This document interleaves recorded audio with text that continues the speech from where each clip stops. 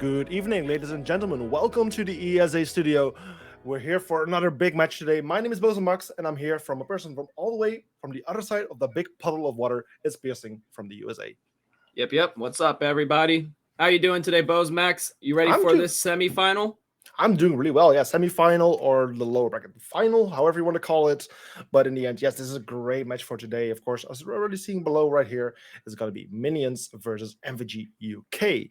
Two great teams. Some people even predicting Minions to win this season, but at the same time, MVG UK already like a well-experienced team.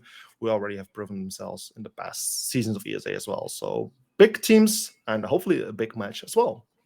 Yeah, and I mean, we gotta keep in mind that MVG UK has that org support. They had a German team that got eliminated earlier on in Mm-hmm. the brackets, so Yep. that kind of support also kind of carries them further as well, beyond just the fact that they're another team that's really been playing their heart out, because all teams ultimately do that. At least in my opinion, they really kind of hit their strides in making their way up in the brackets. Otherwise, why would you be here? So, I mean, I don't think this is going to be a blowout in any way, shape, or form. Mm-hmm. But from my understanding experience, usually the team that has more kind of that background support usually is Mm-hmm. the one that tends to come out better on top. So my money is also going to be on MVG UK, Okay. but that's what I'm really thinking. But then again, I have not the best experience with these teams, as this is kind of out of my realm. I'm more of a PC player myself in the NA. Yeah, and even besides that, it's even difficult to get a proper hold of minions, of course, because like they're an Xbox team, and until the start of the season, we were a PlayStation competition. With the introduction of cross-platform, we have been able to invite over those Xbox players as well, and therefore Minions has joined this competition. So Minions is just one of those teams. Like also, if you look on Wikipedia or so, you just cannot find as much information on them as you can on MVG UK. So that's going to be very interesting. I mean, it's already such a good entry of Minions, the Xbox team in this competition, as of course they have just have made a very good entry as of course the Xbox team we were not really familiar with, so that's going really well. And let's just actually bring up the brackets which we were already talking about. Like you were talking about how MVG UK actually played against the MVG Germany team. Great match was on last Friday, and then yeah, that's how MVG Germany got eliminated and MVG UK proceeded. After which they played on Monday against Nightwolf Esports. And even though the maps got fairly close between the two teams, it was definitely Molotov Gang UK on the better hand, which in the end allowed them to win, and therefore they're now playing against Minions, meaning that both of these two teams are already in the top three right now. And but technically, both of these teams already will win some prize money. But of course, either of this team really want to qualify for the big grand final, which will take place on this Sunday, the 14th of May. And that's what it's all about. So for both of these teams, it's a very important match. But either way, they will win some money, because I'm going to quickly bring up the prize pool right here on my screen. Let me just quickly check. Yeah, it's €110, or in your case, $120 for the third team. But of course, the top two, like the number two and number three, €220, $241 for the top for the number two, and €770, $845 for the number one team. So that's really, really nice, big amounts of money. And that's what, of course, these two teams want. For that reason, they would really like to qualify for their grand final. So as usual, we do like a little Twitter prediction to see what our community is expecting of this match. You may already talked a little bit about what we're expecting, but let's just see what the community is actually expecting of this match. So there we go. Okay, so the prediction is coming in. We can actually see it right here below. And okay, 58% there for Minions versus the 42% for MVG UK. I believe about 50 people casted a vote, which is a really nice number of amount of people who actually took the time to actually share their expectations for this match, which gives us some very cool insights. And the fact that, yeah, it's 58 versus 42, fairly close, but at the same time, it's definitely an advantage of Minions according to the community. Yeah, and I mean, it's usually kind of tends to be a more 50-50 toss up depending Mm-hmm. on the experience with the teams. I've seen usually the more drastic kind of votes comes from those that are like, really popular, recognized, and Mm-hmm. also are kind of tracking the team's seasonal performance. It's like we said, we don't really have a history with Minions, but Yeah. it seems that though there are a few that are kind of, locally in tune with Minions, which I feel could definitely have a impact on the community vote. But like I said, despite that, I'm still putting my money on MVG UK. Like I said, that organizational support is really massive for allowing the players to put in that serious time that you have to have for this kind of competitive environment. So we'll have to see what comes out of that. But I'm still keeping my vote the same. Yeah, and to get an even better idea of what we can expect of this match, we're now going to jump into the map bans to actually get an idea or like see which maps we're going to be playing. Because of course, the maps are highly impactful on how a team will perform. Some maps are better for one team than another one, and for that reason, the teams will ban and pick certain maps, and it will be popping up on our screen very, very shortly from now. So let's just quickly grab the information here to see. But this, in the end, it's MVG UK starting as the first team to ban, and the maps bans will be coming out right now. I'm going to be taking out Clubhouse. That's a very popular map for pretty much both console and PC. Minion's going to be responding with Skyscraper, typically a map that's often banned as a precaution for teams that haven't really put in the scrim practice that they would like. Tends to happen. MVG UK really trying to hit out those more popular maps so they can get their pocket plays maps, getting rid of Oregon. Minion's going to be responding with Theme Park. I'm not going to lie, that's making me a little nervous for Minions because right now, they're giving MVG UK that control for those mid-tier maps because that's what it's looking like is going to be played out. And that can be an issue for Minions potentially. And it looks like we're going to be starting off with Border. The numbers are kind of reversed. Chalet. And then for our Decider map, we're still going to be going through that as MVG UK bans out Villa, Minions banning Cafe. And we will be moving on to Bank. Chalet being a more popular map.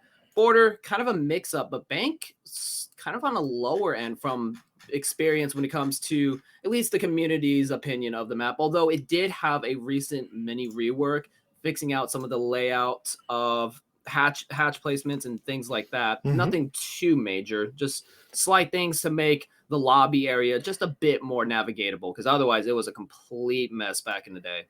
Yeah, it's been a very difficult map, but one I really like to see. Bank is just such an interesting map, and I'm very excited it's being picked. It's not the most played map at the moment, but even less played is actually Border. Only 4 times so far it has been played within ESA Season 5, 2 times in the playoffs and 2 times in the group stage. So for both of these teams, it will be a bit of a map that they might not be too familiar with any at the moment. Yes, of course, these teams definitely have been doing scrims. They definitely have practice. They definitely have done whatever sessions to prepare them for these big matches, because of course it is the lower bracket final. It's a very important one. But for both of these teams, it's going to be a bit of those maps that they might not be as experienced on, at least on live comp gameplay. So it's going to be a very interesting one. Chalet, one of the most picked maps at the moment. But like you already said, like it's going to be Border first, Chalet second, and Bank third. Just the numbers are just broken at the moment. So just remember that for now. So for now, it's just a matter of time for the teams to join in, to be ready for playing this match. But it shouldn't take too much longer, as they will be joining in, like we all hear, very, very soon. So yeah, for now, of course, like we always said, important thing, Sunday, we want like to play as many people who would like them to be there for the big grand final of ESA Season 5. It's going to be an absolute huge match, a BO5 with unlimited overtime enabled.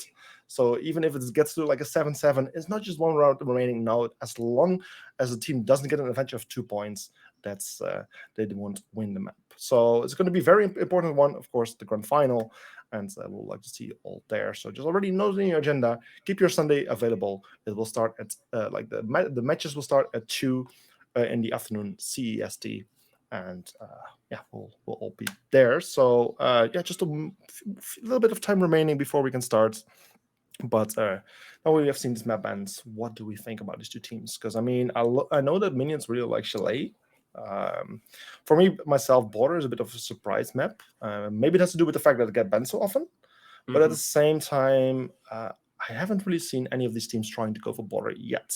It might be just one of those safe maps that they have been trying to like hold behind for later in the competition, where they have really prepared some strategies that could really throw off their opponent of cards. But that one I didn't see coming, to be honest. It makes sense at the very least, because the thing with Border is it is a very coordination heavy map with how fast you can pump out those rotates, especially when you're picking ops like Oryx, which can allow you to immediately contest vert control that was already established. It really comes down to the level of coordination that you can pull off and the type of cross angles and rotates into other cross angles that you can set up to rapidly keep the attackers denied from even really entering the building. Because I mean, there's plenty of crosses you can even set on the main entrances. I mean, you can set up or punch out that break room walls to set up a line of sight over by east stairs, or blow out the wall by the balc to watch the window and the door from like office if you want to swing that. There's just so many options, and you have to be able to kind of set that up with your team and communicate those movements. That's really what's important. So I mean, if you are very strat heavy and you've got your coordination down, border's pretty much a natural pick that you're going to want to keep up. But what I was saying with the map bans, I kind of want to tag on that a little bit. And I'm sure both the teams have practiced all of the maps plenty. It's just from experience, usually the teams that are banning the more popular maps are trying to kind of call a bluff that the other team doesn't know that those less popular maps as well. Because often you put a lot of focus on those bigger, more popular maps because everybody already knows them. So you want to be on top of it, right? Because those are the most likely to be picked. But you ban those popular maps out the gate, it puts pressure on the other team that may have over invested that time onto those more popular maps that everyone pretty much knows and can cause some trouble if they're underprepared for maps like Border and Bank. So that seems to be what kind of MVG UK is kind of gunning for, and Minions still kind of going for their standard bans. So it's either they're not really worried about, you know, these kind of mid maps and they are ready to go for it, or MVG UK kind of called it out and we could see some potential trouble there. It just really depends on the strengths and weaknesses here. Yeah, and as the map is now loading in, we can finally jump into this first map for today. Like we already said, it's gonna be Border. As far as I'm concerned, it's Minions on the attack and MVG UK on the defense. So we'll see that action happening anytime soon. First, of course, we will see the operator bans happening. It will be starting with MVG UK banning a first attacker, after which Minions will ban theirs, and then another defender and another defender on the side of MVG, and then we know which operators cannot be played during this map. Ying. That's a first. Okay, Ying is one of the first operators to be banned in this case. Ying is not the most banned operator, it's not the least banned operator. It's just a very good operator in general, and she can be very strong. So, yeah, Ying. Not too surprised, to be honest. I don't know about you. No, I would say that's pretty much in line, because you got to keep in mind that all of those crossfires, Ying is perfect for breaking those apart with the smokes and the candelas. It creates so many openings to pick apart those crossfires, which often are going to be ending up in gunfights that are not going to be in favor of the defense holding those crossfires. So by banning Ying, it just helps to lock up those coordinated movements even better. Yeah, indeed, and this is followed up by Nuk ban. Not also surprising either. It's the most banned attacker currently, almost the most banned attacker of operator in general. That's Soulless. She's been banned 77 times in total, where Nuk has been banned 73 times in total. So absolute crazy ban rates here for those two, and therefore I'm not too surprised to not seeing them. Very basic bans, you could call them as well. I mean, coming from Team Minions in this case, but at the same time, there's just a very good case that they just really don't like these operators, or that these operators could really throw them off guard or ruin their strategies. And for this reason, they have been banned. And then the final one, Azami, the architect operator, the architect, the master of reshaping the building, is the last one to go. And this one was banned by Team MVG UK.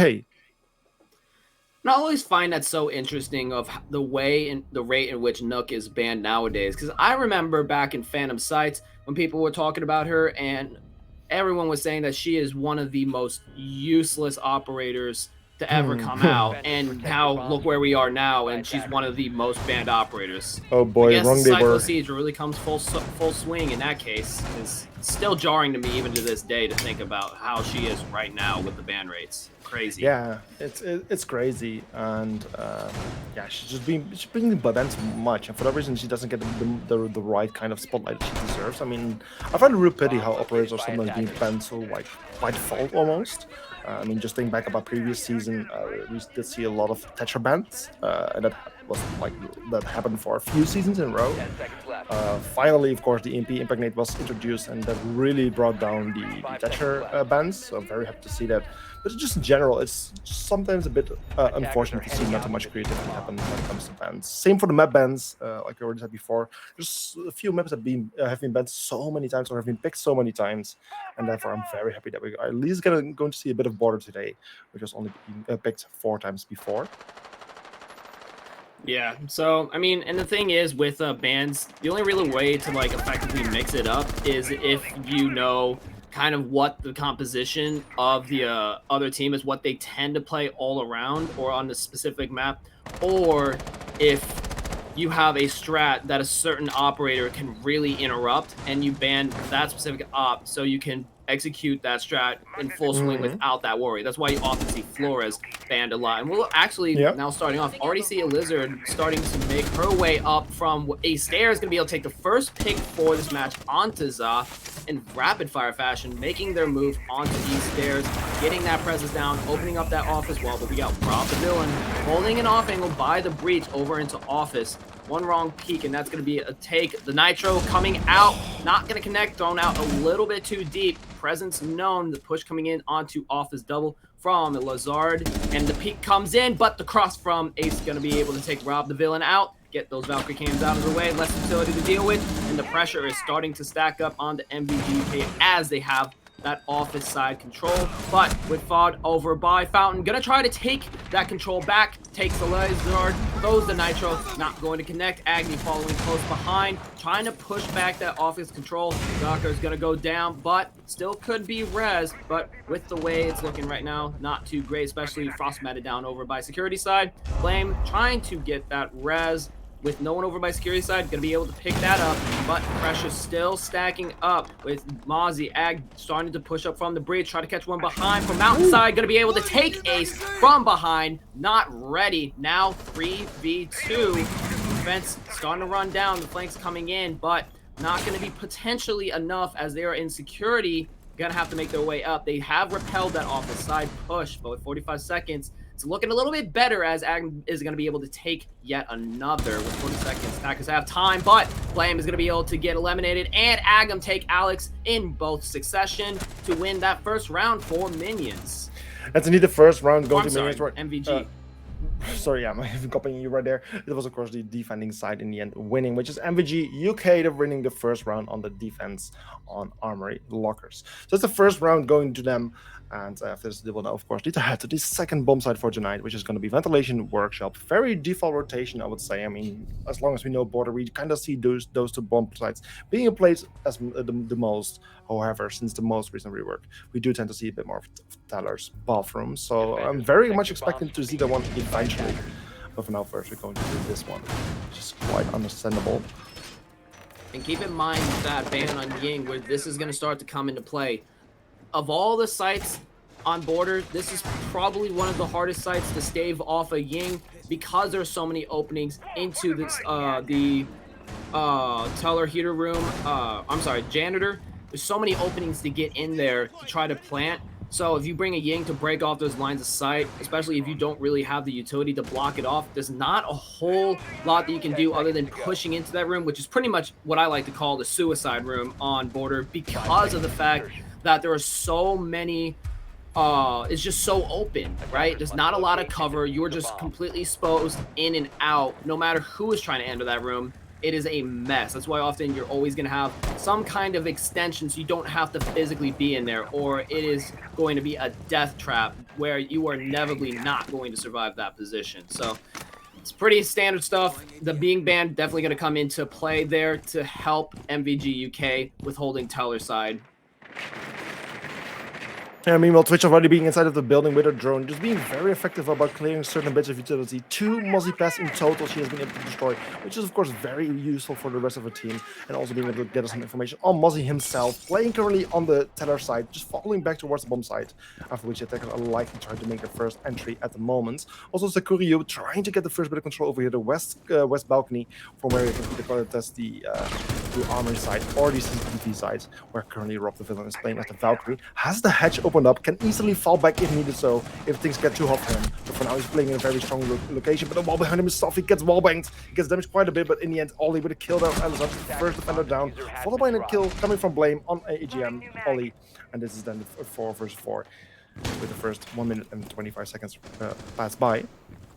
MVG UK is starting to get a little bit pressured from that vert, but with 2 still above, Minions is going to have to still put in a lot of work if they want to clear that out. But if they can force that hatch drop, they're going to be able to start setting up to push off that security presence. But the Nitro comes in from Rob, going to be able to take Axe out.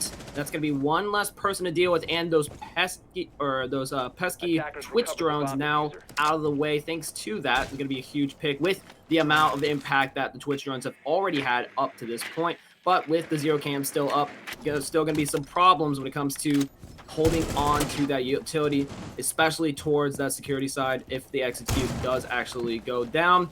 We're going to see Alex start to make his way off the side where there was 2. One's going to drop down. We still have one over by Army. Going to be able to take one, but gets refragged by Alex, bringing it down to a 2v3. They have that top-down control, but at what cost? They still have Alex and Sledge, who are perfect for those verts, but that pick comes down, trying to cross over from above, but it's not going to work out for Alex. Rez is going to go up, but with 35 seconds left, and now Alex down to low health as he is, it's not looking too good here. They're going to have to force the way down somehow, either drop the hatch, move down the stairs, but who's on the stairs? That's right, it's Vods slowly walking up, going to be able to flick onto Zaka, take him out, and now it is all up to Alex, who's still above, trying to put in the work on the vert, but with 15 seconds left, still has to get the diffuser to make his way down. This isn't looking too good for Minions here. If he wants to make something happen, he has to do it fast, but that diffuser gonna have to go for picks here, but just not able to find one at the moment and gets caught on the drop.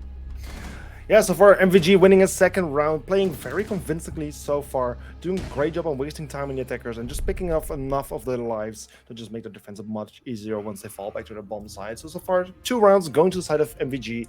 Again, this was a map pick by MVG as well, so it's understandable that they're doing well, but it was Minions here picking the attacking side as the start. So at the same time, you would expect Minions to soon start getting their first rounds on the board, because if they continue losing their attacks and things won't look great for them. Of course, it's only the second round, so it's a bit early to call it out. But yeah, it's just very important that Minions will start winning those attacking rounds, otherwise things will get very difficult. And like I said, the third bomb site, very likely to be picked, is indeed bathrooms and tellers. A very interesting bomb site that got much more playable since the most recent rework of Border, which was a bit of time ago. But we'll now see it being played right here. Yeah, and with the changes that were made to Border a few seasons back, I don't remember when those changes were. I know it was a bit while ago. It's now kind of like the bomb sites are kind of in their own islands. Like if you want to take that bathroom site, you got to go in through security side. If you want to go through B, you got to take out or tellers. You got to go take out that whole lobby area, which considering it's such an open space, being exposed to like almost 25% of the rooms on this build or in this map, it's really hard to kind of take either. You have to push through a horizontal extension, or you got to expose yourself out in the open persistently, which means your intel has to be locked down. And with MVG UK knowing when to put that pressure and stave off just in time to mess with Minions when they're getting their setup going, it's gonna be hard. It's gonna be really hard for Minions because they're gonna have to find a way to kind of force MVGK back just enough to keep themselves out in the open if they choose to do that. But it looks like they're gonna just be hopping straight into sight, and Axe is now getting the plant down, but Fod is gonna be able to take Elazar down, and the plant is still gonna go down. I don't think MVG UK really knows what's happened. Nitro's gonna go down, try to open up that line of sight a little bit. Another impact going through, but it's gonna take Za out in the process. Now down to a 2v4. Looks like MVG UK gonna be able to get that retake down. And now the defuse is already starting with Axe on repel. Gonna have the peek from above, death from above. Gonna be able to take a triple kill all down up to Fod now if they want to win this out. The hop out coming through, but the repel down from Axe. Gonna be able to take Fod as she clutches that out with a 4K post plant. Wow, the double claimer, even it was such a difficult position for the Mew to be in. Of course, the defuse playing right at the window. I'm not even sure how the defending team allowed that defuse to even start, but in the end, a great opportunity found there by Minions and great advantage taken of it, allowing them to win the first round for them, and therefore adding 1 point to the board. A great reading of this opportunity, finding it and just going in for the plant. It seemed so risky. It seemed so like there was still an attacker playing above. trying to even getting a kill from above at one point, and you just wouldn't expect such a blind to go down. But in the end, they managed to get it down. And then once the diffuser is down, that's all that matters, because once you have that position, you're in such a strong position. The diffuser can easily be countered from the window, and that's exactly what the Minions did. A really beautiful play from them, which earned them their first point. Yeah, Axe played that brilliantly. But here's the thing you got to keep in mind as well when it comes to Teller's bathroom.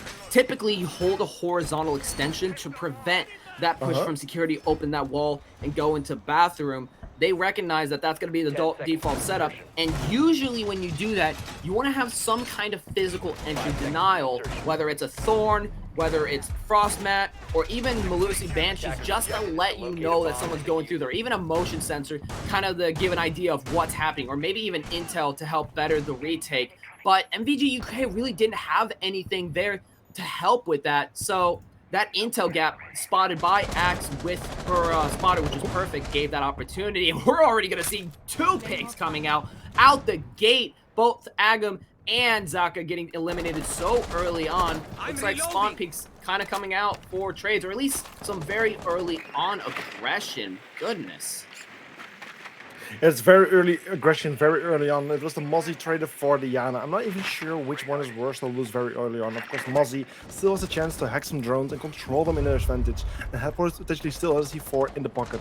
At the same time, the Yana, 2 nades going down the drain, the huge capability of gathering information using holograms and a great gun in hands. So both sides have lost a very valuable operator, and this way things continue in a 4 versus 4 situation. Attackers are trying to get control over the top floor. First attackers are inside the building as we speak. I believe it's Blame. Yeah, Blame's going to be playing here in the waiting room balcony, having a very nice line of sight towards the office area. But also Alex just being ready to potentially hop in or assist whenever needed. And also IQ already being inside the security room, trying to just get some information on those electronics, finding Valkyrie camps, which can be so destructive against you. Lots of information can be gathered, and as Foz gets a kill on Alizard, that's one more attacker off the board. That's the Sledge losing his life, and we're now in a 3 versus 4 situation. Ooh, and it looks like Alex is gonna have a little tight angle onto Jaeger over in that fountain hole, but not gonna be able to connect. Waiting for that peak to come out just a little bit to possibly take one. But while holding, Indians is not looking too good at the moment, as Axe gets taken out by Fod, who is getting very aggressive over by the 90 bow. Could potentially take onto Blame if the time is not right. The shot's coming out, but not going to be able to connect onto Blame. Going to fall back over by Metal Detector's side. And now with 55 seconds, really, Minions has nothing to really call for. They have some breach set up over by Office side, but they're going to have to take that and funnel in through there. And with only 2 flashes remaining from Blame and some Rotero charges, it's going to be difficult to take this. Going to try to go for the wall, but it does not look like it's going to be going through, and that's going to force them to go to that funnel. But despite that, we're going to see Za get active here, take Alex out, now putting Blame over into the corner on a 1v4 with plenty of line of sights to play with, and one still over fountain side, and there's that fountain swing from Za. Gonna take Blame for another round for VG UK. There's one more round for it on the board for MVG UK, just enlarging the advantage that they had of 2 points back to, like, from which went down to 1 point, back to 2 points, putting them on a 1-3 score. And therefore, we'll now be going back to Ventilation Room Workshop, which we already, of course, have seen before. But yeah, so far, MVG doing very well, even though it wasn't their preferred side to start on. It was Minions picking the attack in this case, and so far, MVG has been doing a great job. If I were Minions, I would really like to win the upcoming 2 rounds, still make it a 3-3, because if you don't, if you go into the Rostov with a disadvantage in terms of points, even though it was your side pick, things are not looking great. So it would be nice for Minions to make it turned into a 3-3, to still have some opportunity once they were playing as a defending team. Otherwise, things could become very difficult for them. Yeah, and here's the thing, going forward, if Minions really wants to start winning out more of these rounds, they need to be able to better punish MVG UK when they try to get aggressive like this, have that cutoff. So either they have to take a gunfight that is very disadvantageous by holding long angles, holding those cutoffs, or they have to really stack up off of each other and ensure that at the very least they get a refrag so that they get more control at the end of that scuffle. Because what we see a lot is MVG UK will kind of push out with another person to kind of, you know, hold those crosses. and Minions is just not able to dissect that, or at least not without being at a person disadvantage. And it's costing them too much, especially if you're going for a top-down vert approach. You really need to keep your numbers up for vertical to be effective. I mean, the diminishing effects are massive. For every one person you have at a disadvantage, that vert becomes just exponentially weaker, especially if you are at a two-person disadvantage with going for that vert, because there's just too many opportunities for the defense to contest that vert, and it almost makes it not really worth it. No, indeed. I mean, seeing a very interesting interaction happening here on the eastern stairs. He plays a drone, had to clear line of sight there on Ollie, but unfortunately attackers were not able to capitalize on it as he was playing on the stairs and not in a direct line of sight. The Sledge could have decided to just throw some nades, but in the end, it decided not to. In this way, Ollie managed to slip away. Still alive. First minute and 10 seconds have passed by. Attackers are still looking for the first way in, are making the first bit of control. Blame currently playing here in waiting room balcony, just trying to get the first, just trying to get some line of sight. Already placing some of his cameras, which is giving him huge amount of information, him and his team. And meanwhile, Axel getting the first kill on Vodi. And that's the mute taking off the board, bringing us to 4 versus 3 situation. Yep, gonna take those 2 picks onto MVG UK, but still gonna have to make their way as the current defenders are still kind of sitting semi-comfortably from above. Agam gonna be able to take Elizar down, and that's gonna be your hard breach, which is especially what you do not want to lose, depending on what kind of push you want to go for, whether more horizontal or vertical. That just means less opportunities to jump down and less opportunities to throw off MVG UK's positioning here. So despite being at a person disadvantage, taking out that hard breacher at the time that they did is going to be a huge advantage for them. And though the push starting to come in to get that vertical control with 54 seconds left, it's not looking too great. A Nitro going to come out to try to take Alex there in that corner. Not going to be able to go through. Blame taking a little bit of tap damage, but that vert's still not there yet, as they're still fighting that top control, trying to make their way in. If they don't really get something going soon, it's not looking too good. Although it looks like the vert has fallen off with the amount of time that has been wasted trying to get some impact out of that vert. Not going to be able to find anyone. They have to drop eventually, and MVG UK knows this. They are just waiting for that drop to start punishing everybody that tries to come through from Minion side. Pre-fires coming in from Zaka, gonna try to connect to one, not gonna be able to. With 10 seconds left, they have to go, and they're still above. Agam's gonna be able to take Axe, and the picks come out, the hatch drop going through, not going to work out. With 3 seconds left, gonna try to move out on the stairs, where Sledge will get caught. Flame already on the side, but with the Legion ping, he is not gonna really get anywhere, pinned down by the goo mines. Yeah, saved by the clock, really, MVG here. Wasting so much time on the attacking team, trying to get control over the top floor, and just with so little time left, there wasn't too much to do. Luckily, the bug still did have some harbor utility, but at the same time, just taking so much time, not having any proper opportunity to make use of it. And therefore, there was just so little time. I believe they even dropped with like 10, 15 seconds remaining on the clock. And this just makes it extremely difficult still win those gunfights, because of course the time always works in the advantage of the defender. You can just wait for those attackers to come running at you, especially when the timer gets so close. It will be very chaotic for the attacking team. You either need to get the kills or the defusal down, and that's just nearly impossible in a short amount of time, especially if the attacking team doesn't exactly know where the defenders are. And that's another round for MVG, putting them on 1-4. Yeah, going forward, if I were dealing with first floor again, I would kind of go for more of a horizontal, because every time they try to take that vert, they either stall down too much time, or they straight up go into vert with a man disadvantage, which is the last thing you want on that vert. You want to divide and conquer, crush that vertical, and then pinch them down below. And that man advantage is kind of crucial, because if you have that vert, right, what do? You back up, right? You get out of that vertical line of sight and start holding more horizontal. That's where that man advantage comes in. You have somebody holding that horizontal when they back up to pinch them in that corner to either force them into that vert, or just to get them off site entirely, not even close, so you can just close in, jump through, and get that plant down. But really, Minions just has not had that ability to do that. So I would really, if I were Minions trying to, even the numbers out a little bit to a 2-4 going into swap, I would highly recommend going horizontal at this point, because just the manner in which the vert has came down has not really worked much at all to Minions' favor.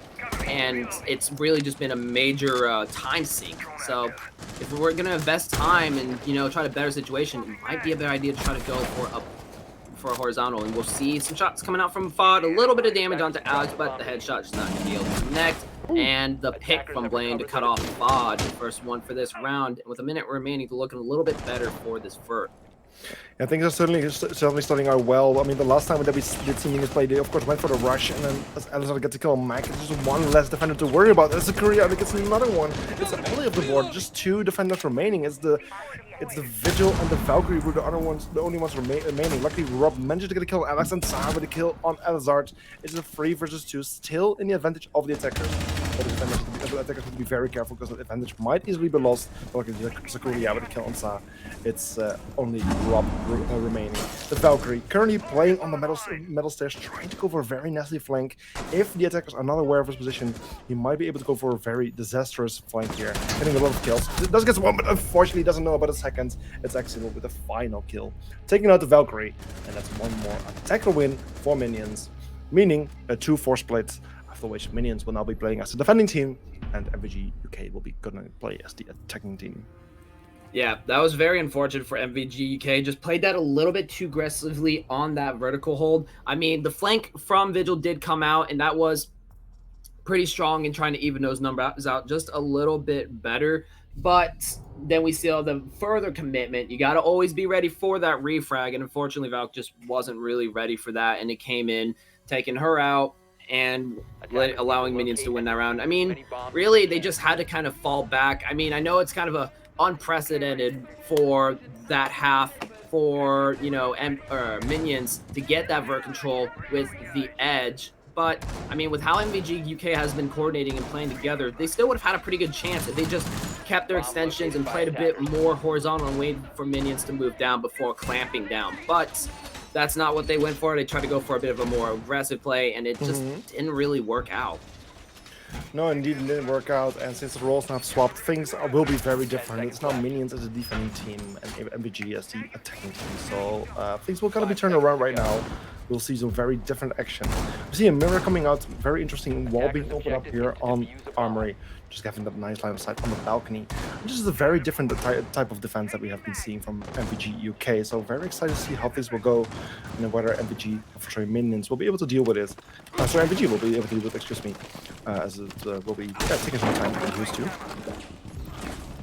Ooh, and we're already going to see Axe taking out Robin Villain, holding over by waiting room side, holding that very aggressive position, and is going to pretty much get the call on where MVG UK is going to be pushing from. Going to be huge information. However, Mac will be able to take Blame out, and that's going to be another pick from Mac, trying to really even those numbers out as they start to make their way through. Now bringing it already to a 3v3 with Minions still having 2 holding above. MGUK's got a lot to answer for, but the down comes down and another pick as well, bringing it already to a 3v1 as they try to push over from ventilation side. But that's just going to fall apart, and now Agam is going to have to get active to try to make something happen. But the peek from Axe holding close by bottom of the stairs is going to take him out for Minions to win out this round. And a lot better Minions. Yeah, it was a very interesting round. Minions, I mean, trying to just hop into the building right here, and MVG trying to hop into the building right here. Something we did see from Minions before, and for Minions it went very well.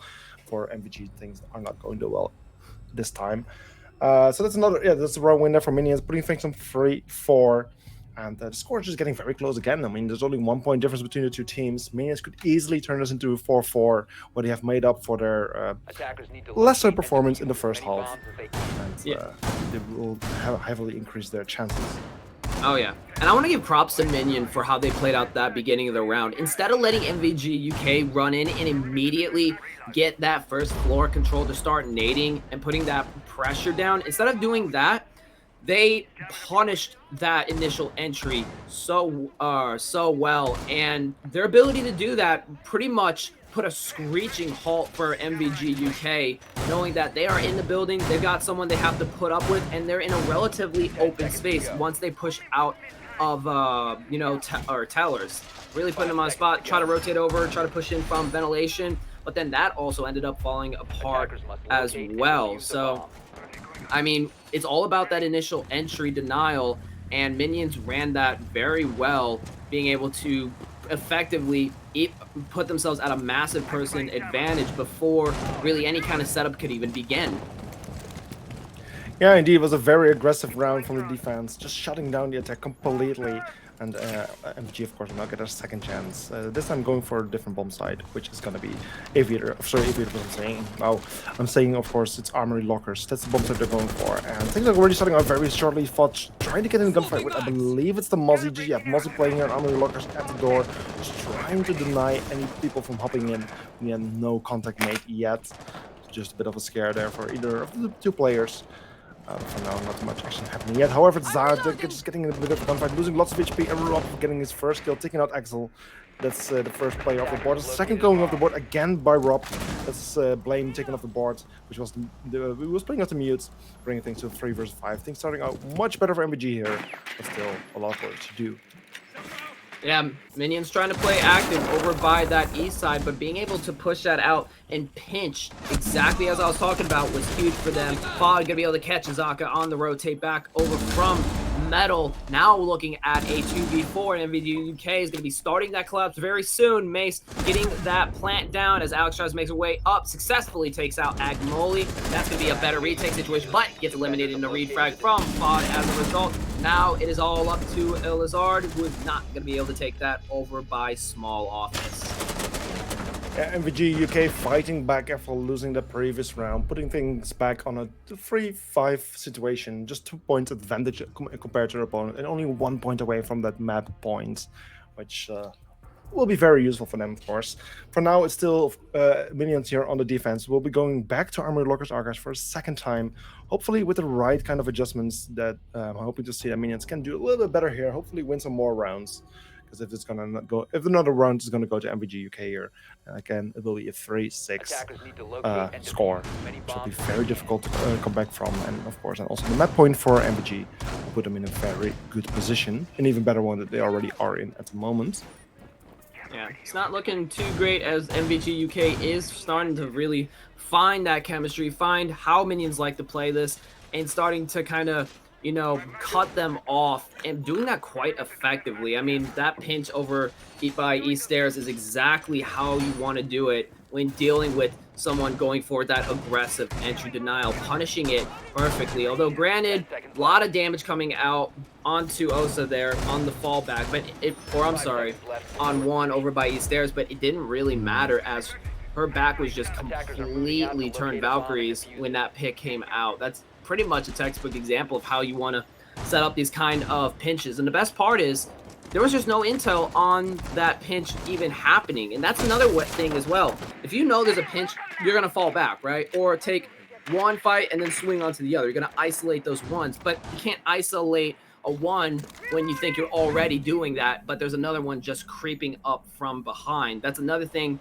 that makes, or that MVG UK is kind of playing well, that's hurting minions, at least from the last round. So they got to play a little bit more careful here. They don't want such situations to happen. Axe going to be caught out over by Teller's side, but the shots from Agmoli from the Teller's window going to be able to take Axe out so early on. That's going to be 1 out of 3 nitros out. Still Blaine and Alex with that potential to do some serious damage as they try to make their way up above back onto Armory, but Blame will be able to catch Rob here. That's going to be off of that mirror there, putting in that damage. Going to be trying to get rid of that mirror mace here, but not going to be able to do that as the Wamai will catch. And now Fod looking to make his way potentially up to Metal Stairs, but there's going to be one watching the drone coming in to try to spot out that movement, but looks like it's going to be actually reinforced. There's not a line of sight there, so Fod is going to be able to just slowly creep up, hoping to catch someone from minions off guard. Making a lot of movement here. Shot's going to come out,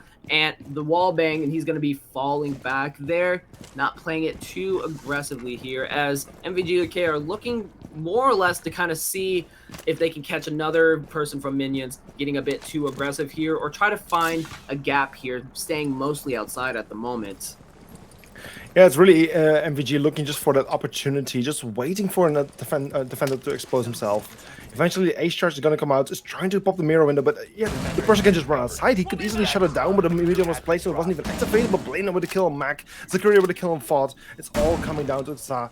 Playing as the Yana, all alone in this 4 versus 1 situation, still has some opportunities to just scout ahead for herself. Has the nades as well, gets a kill on Elazard. I'm not even sure how that happened on my side, on my screen. The crosshair was not placed on the head, but either way, a 3 versus 1 here. Still 35 seconds on the clock. Enough time for Sa to clutch things out, but she needs to be very fast. This is going to be a very difficult one. She does still have 2 nades, but the position gets found. And yeah, Sakuria with the kill on So Sa. unfortunate. Not allowing Sa to get any further kills.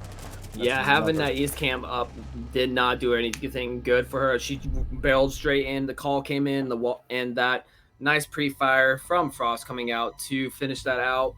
As minions still slowly creeping their way back up with now only a 1-round differential after taking Armory. Gonna be moving on to Ventilation Workshop. I gotta say though, that Mira really did the work for Blame there, being able to take multiple picks and even running out when the Ace Charge coming in, as well as the Mute Jammers. I mean, look at how much utility that Minions was able to deny from MVG UK during that round. I mean, multiple drones, multiple Ace Charges, really getting the impact there. And naturally, we're going to see Blame going back onto that Mute and be able to deny even more that utility. But despite that, we will see Za on the Yana.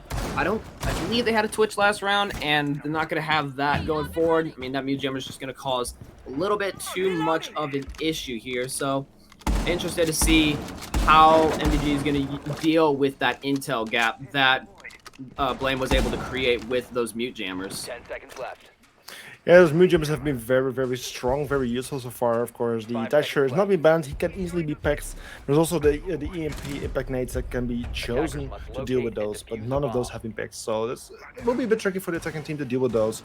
Luckily, if they're a bit creative, they can easily find them throughout various lines of sight, or even with various kinds of explosives. Of course, there's the nades, there's the S charges, there's even it's a bit unlikely, but it will be it's still a bit tricky for them to deal with it. So this could easily slow down the attacking team, something that we have seen quite a bit during this match. Attackers being slowed down, and just very little time left for them to go for the actual execute. This is something that the MVG members really need to be careful with. Yeah, Bod taking a lot of resistance, trying to get that initial entry over to Break Room. We're going to see Minions kind of committing to an extent to that initial entry denial. Zaka going to take a bit of damage, but still up with MVG UK trying to find their way in from somewhere, but not being successful so far, as it looks like Minions are successfully, for the most part, stalling out MVG UK. They do have mess on the Hibana, which could help with opening up hatches, but Bod now making his way into security. He's going to spot that mirror, going to rotate over, trying to help with that pressure over from office side. Can you actually sledge that? I didn't know that. I don't think so. It was maybe a bit of an attempt there from Fab. Maybe also was thinking the same thing. Like, hey, can I? But in the end, it didn't work out. But still, Ollie playing downstairs, they're trying to find that Valkyrie. Valkyrie is still in the blues. I don't think it exactly knows what a Valkyrie is. And in the end, Valkyrie finds Ollie, takes Ollie out of the edge of the board. Opening kill here, going to the side of Minions. And therefore, it's now 5 versus 4 in their advantage. Yeah, MVG UK really struggling here to try to get that top control, but gonna get those mirrors. Now the flash spam coming out. 2 more flashes, but with Alex holding close, not gonna spot, but that nade is gonna kill her. Holding it close, they're gonna clear that out successfully, but the angle from the small office and the drop as well, gonna be able to take one, and Elazard is gonna be able to get away safely, despite holding that aggressive position. But they do have that armory control. They're going to be able to get that vert going. And with the numbers being even, this vert can be very doable, especially if they have someone to cut them off from that horizontal. But with everyone being above, doesn't look like that's going to exactly be the case. Clock is ticking with 45 seconds, but they have plenty of time. However, despite that, Blame will be able to get Za from above. Mace now moving down over by the ventilation entry, trying to possibly walk in here at the right time. Some more shots coming out from Fod above, not going to be able to connect to anyone. Looking to possibly get a hatch drop here, but with someone watching that, it's not going to potentially end well. And with 20 seconds left, Mace now finally opening up, taking some heavy damage. You're going to push that rotate, trying to possibly take one, but gets shot out from the cross thanks to Axe. And now it is up to a 3v1 with vods still above, 8 seconds on the clock. And we have one slowly creeping back up above. That's going to be Elizard. vods got to make a move here, but the flank from Elizard coming in to finish off vod. This is indeed, again, what we were talking about before the start of this round, like how time can be wasted so well for the attackers, and how there's then so little amount of time left for them to actually go for an execute. Also losing so many lives on the top floor clear is just not working for the attacking team here. It just makes it so difficult with such little resources left to go for the actual execute. And we just see time and time happen again how teams just lose the attacks because of these kind of situations. Also interesting to point out that it's now a 5-5 score, so teams are back to an equal score, something we haven't seen for, since the beginning of this match, really. So it's a very interesting thing to point out, and also the 5-5 means that the upcoming 2 rounds are going to be very important for this match, going to be very decisive for this match. Either we're going to have a winner, or we're going to overtime.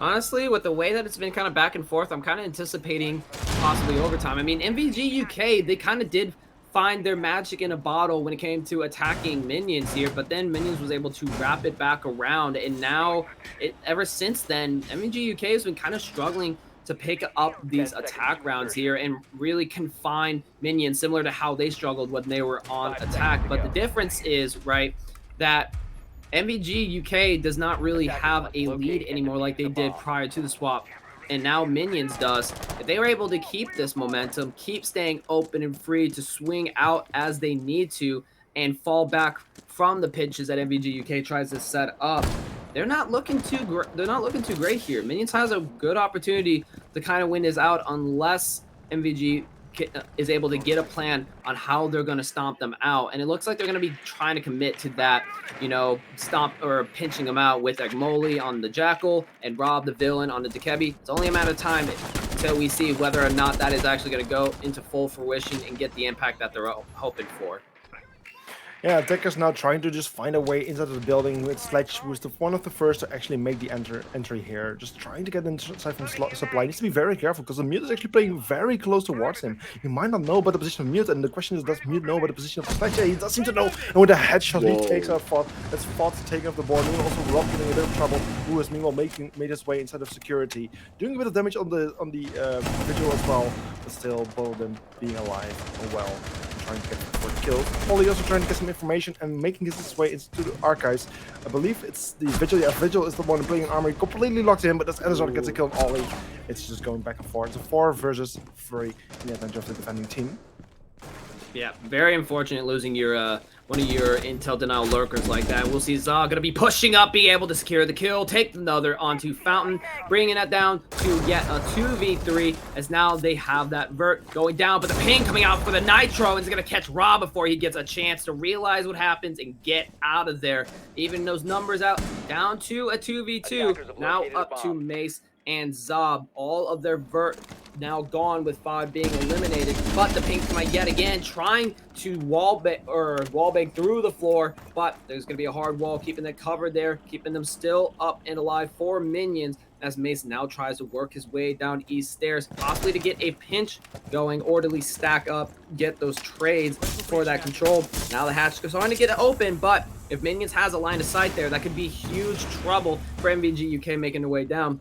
Going to see Mace checking for that. Looks like we will see Blame going to be moving over onto that position in preparation for that drop, with a Axe over there as well by Tellers. The nade from Za going to come out to try to push out anyone who may be bathroom side. Not going to connect with 25 seconds left. They're not able to spot anyone so far off these drones. That could spell disaster for them as they go for the drop. And we're going to see the first one from Za dropping down, but the head hide holes from Blame going to be able to take Za. Now looking for that refrag, but with 15 seconds and Axe still over by Tellers, this push-up could be a death sentence for him. But he will be able to push a rotate for clear, and now with 5 seconds left, he has to get that plant down, but with Axe so close, she's going to be vaulting over, going to try to sprint in, stick that fight, and Max will stick the plant, and Axe will be able to deny that at the last second. Yeah, that's the third third attack loss on the side of MVG, really losing their advantage and even getting a disadvantage right now. It's an opponent on map points, something we didn't see coming 3 rounds ago when it was just going so well for MVG. But really, the role swap seems to have really destroyed their momentum and given new opportunity for minions here, which they have taken with both hands, which have put themselves on map points. Also, very interesting to point out. I'm not sure whether you noticed how Dokkaebi in the end actually managed to hack the cameras of the defenders.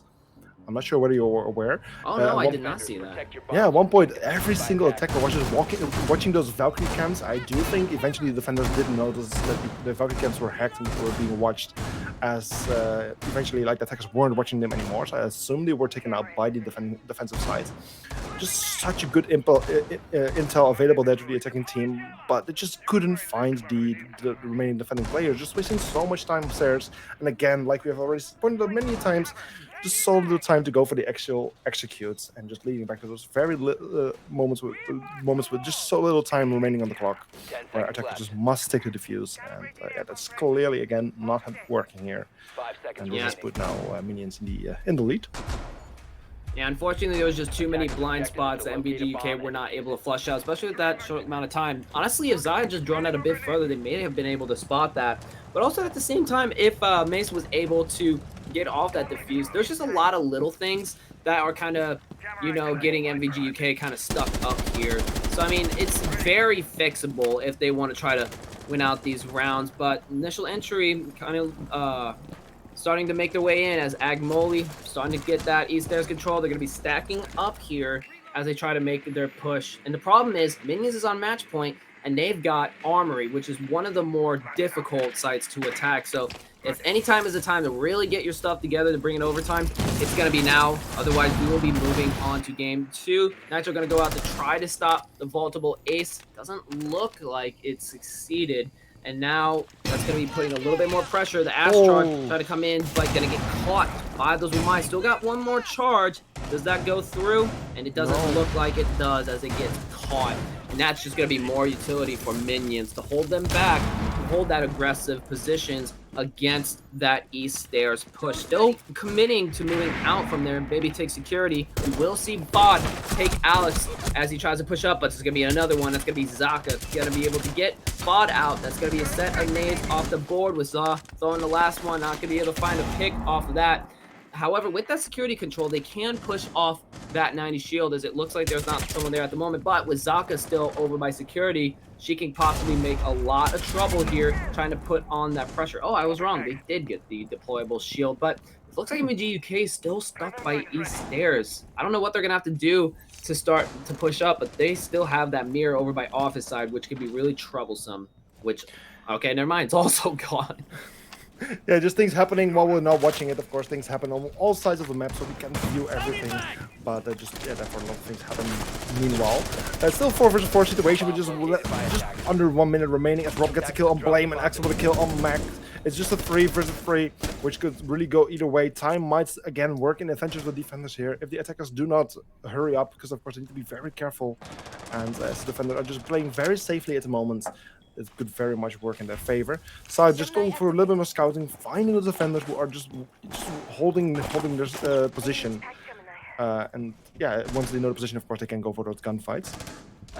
And here's the thing right now, MVGK is looking a lot better as they do have that office control, but now they just need to get in so they can start that plant. Seeing Rob starting to make his way over the archives, gonna have that side control, especially with Zaw holding over, but we will see Axe be able to take Agmoli. Zaw gonna be able to take Elizard as well, and now the plant's starting to go down. Axe trying to wallbang to get Rob out, will succeed in that, but here comes Yana trying to go for the knife, but it is not going to go through as it is a double kill, and the time is down, and that is going to be first match for Minions, as MVG UK just could not find that time that they needed, as that last second flank really messed things up for her from Axe. MVP for this game. Good games. We now move on to match 2. Yeah, this is the first map done for today, Border, one that we haven't seen that many times yet within ESA Cup Season 5, 7-5 score. And yeah, that's the score for this first map, going to Minions. Even though it seemed to really be going to the side of MVG, we started out so well. The role swap really, really screwed them over as they just kept losing round after round. I believe 4 rounds in total lost out of those 5 rounds played, maybe. Yeah, I believe 5 rounds played. So the defense on the sorry, the attack on the side of MVG just really didn't work out the way they were hoping for. Especially like the time management, I think there's something that we could really try to improve things. They just took way too long on just clearing the areas they wanted to clear before going for the execution, losing too many lives in the process. And yeah, that also has to do with Minions, of course. They have the great defensive setup. They just execute things very well. But at the same time, Minions just really needs to figure out a way to actually like puncture through the defense of the Minions there, because otherwise they will continue to struggle on the attack there. Yep. And I gotta say, it was the setups there were a lot more standard than I was really expecting. I mean, granted, both teams held them out pretty well when they were on the defenses, coming out on top, but Minions coming out even further on top. But yeah, I mean, it was pretty standard setups. Nothing too iffy about the setups there. I was honestly kind of expecting for our MVG UK on their defense to kind of come out with a bit something, more extravagant as far as like, straying from the standard meta for their setups, but actually Minions kind of pulling out, the mirror, which has not been played nearly as much anymore, was a twist that really worked out for them, especially when Blame was behind that mirror, getting multiple high value picks as they tried to make their way from Armory or what have you. Yeah, also Valkyrie seemed to be so useful for actually both teams, but especially Minions. I mean, Valkyrie is one of the operators who almost gets banned almost all of the time. The actual ban rate, I mean, I've got it right here. She's the second banned most defender. And just being available on a map like Border with so much self-destruction, so many sneaky plays where you can hide those cameras, is a very strong operator. And also that will really help Minions in this case. There's actually one thing we kind of forgot to point out in the beginning of the stream. Piercing here, my co-caster, unfortunately can only be here for one map for today. Has to work, I believe. But either way, huge shout out for him, because of course it's the US. There's a huge time zone difference. It's currently afternoon for him, so he's even casting right before his work shift, where usually our casters are casting after our work or after at the end of the day. So again, huge thanks for being here. It will be just me for the remainder of this match, I should say. Either way, thank you for being here. Yeah, it was good to be here. No problem. Anytime. Yeah, so thank you very much. We're just going to have a little break here. After the break, of course, it will be just me, and we'll be going to Chalet. So just about maybe a 5-minute break or so, and then I'll be back with the second map for you guys. So just grab a drink, go to the toilet, and I'll see you guys very soon. Bye-bye.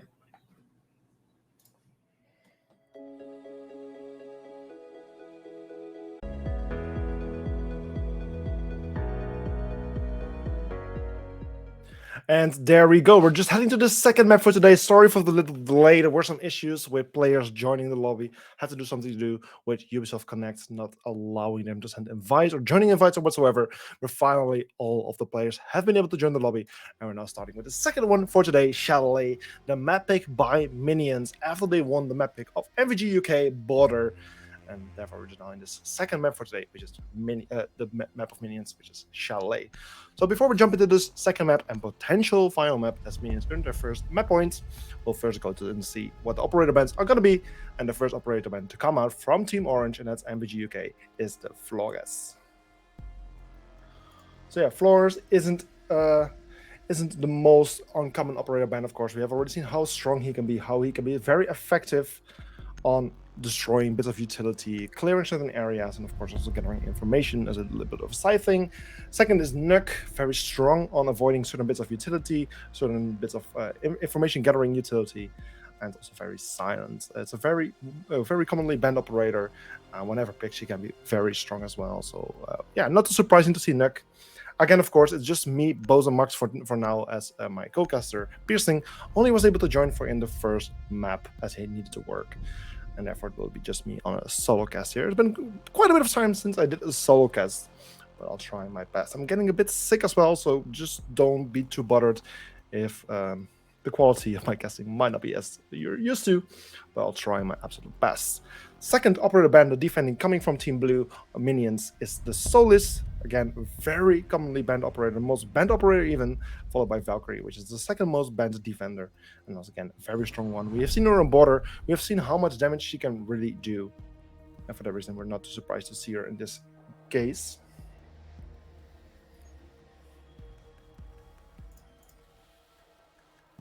So, right, yeah, for the first defensive round, it's Team Orange, that's MVG UK.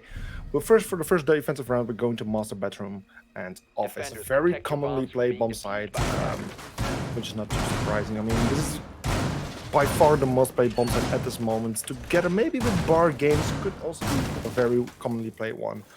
I think this is currently the most played one. Bomb sites like dining, kitchen, and the basement bomb site, which is snowmobile garage, and the wine cellar are not being played as much as they used to be, but are also very playable. And therefore, Chalet is just one of those maps where you can really play any bomb site, which all are viable for competitive play, which we can't really say about all maps, like a Villa, maybe potentially even Clubhouse, those are maps where you might not see every single bomb site being played, as some are just too difficult, or teams are not experienced enough or uncomfortable with those. The Chalet is certainly not one of those. So as the first round, the first action phase is now started, attackers are now spawning, they're just approaching the building, looking for the first way in. Just need to be a bit careful about the friendly fire here, as the bullets are just flying around their heads, but luckily not doing any bit of damage, as the friendly fire was activated at the start of the action phase. But luckily, no damage done yet, leaving the attackers clear to go for further bit of control here. First attackers already making their way in through the garage downstairs in the basement. Need to be very careful because Ollie, the Mozzie, is playing a wine cellar. And if they don't drone him out, he might be able to go for a very nasty and destructive flank. Vods currently playing in kitchen, also in a very close proximity to those players. Could easily open up the hatch, or the hatch, if the hatch was opened up, could easily drop it down to assist Ollie. Ollie, meanwhile, just standing his position here in wine cellar, just waiting. Blame being very close, even being on the drone. So if Ollie actually would know about the position, he would be able to go for a very nasty flank, a very early pick here. But so far, all the players are just kind of standing the ground, not too much happening. But as we speak, it's Blame getting injured and getting finished off by the Azami currently playing Kitchen, getting her first kill, standing her ground, trying to defend dining as long as possible, where Liaxil is also getting a bit of trouble here in the basement, probably getting shot by Ollie, who's now falling back towards the bomb site, or at least towards the fireplace. Meanwhile, Vods getting killed on Sakuria. It's another attacker losing his life. It's a 3 versus 5 right now. So the advantage of the defending team, but as Amazon gets a kill on Vods, it's a 3 versus 4. And still the advantage of the defending team. And there's just only 1 minute and 15 seconds. The attacking team needs to be very careful with the time, because it might start working in their disadvantage very soon. So far, I don't think a single attacker has made their way up yet. No, it's just Alex here on the rappel. But both the Sledge and the Yana are still playing downstairs. Will need to make their way up very soon. Just nades being thrown from below, just trying to find anyone playing upstairs. Unfortunately, not even doing a single bit of damage, not connecting to their target. After Sledge is now forced to make his way up here to the Solarium Trophy stairs. Yana also still playing downstairs, just looking at those verticals, just trying to hoping just to find anyone in their tracks, just not being aware of her still playing there. But Liaxel is just forced to continue pushing further. There's the Sa playing here behind the deployable shield in the master bathroom, in the buffer. Very strong position. Alex already killed Rob. Lex would have killed NGM Ollie, but Sa would have killed Amazon, and Axel would have killed Za. It's all coming down to the Frost. Frost is the only remaining defenders left standing in a 2 versus 1 position. A very, very difficult position to be in. The tables have completely turned in the advantage of the attacking team here. It's Alex trying to go for the plan, but getting stopped by the pre-fire of the Frost. Frost even getting a kill on Liaxel. Alex therefore forced to deny or stop the defuse attempt. Trying to go for the kill, finds Mac and takes him out. That's an attacking kill, and that's a round going to the attacking team, which in this case is Minions, putting the score on 1-0.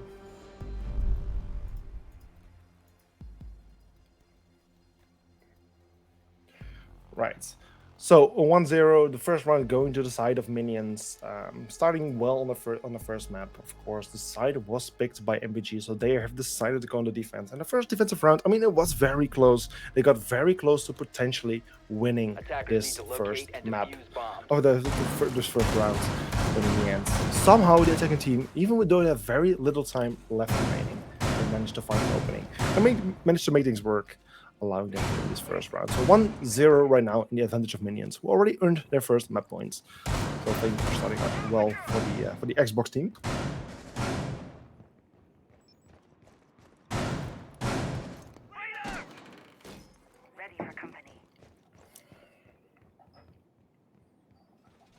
So yeah, for a second round, we'll now be heading back to the same bomb site that we just saw from MVG. They're just gonna go for a second attempt on the office, master bedroom bomb site, which is totally understandable. I mean, they got very close, but just a small bit of adjustments.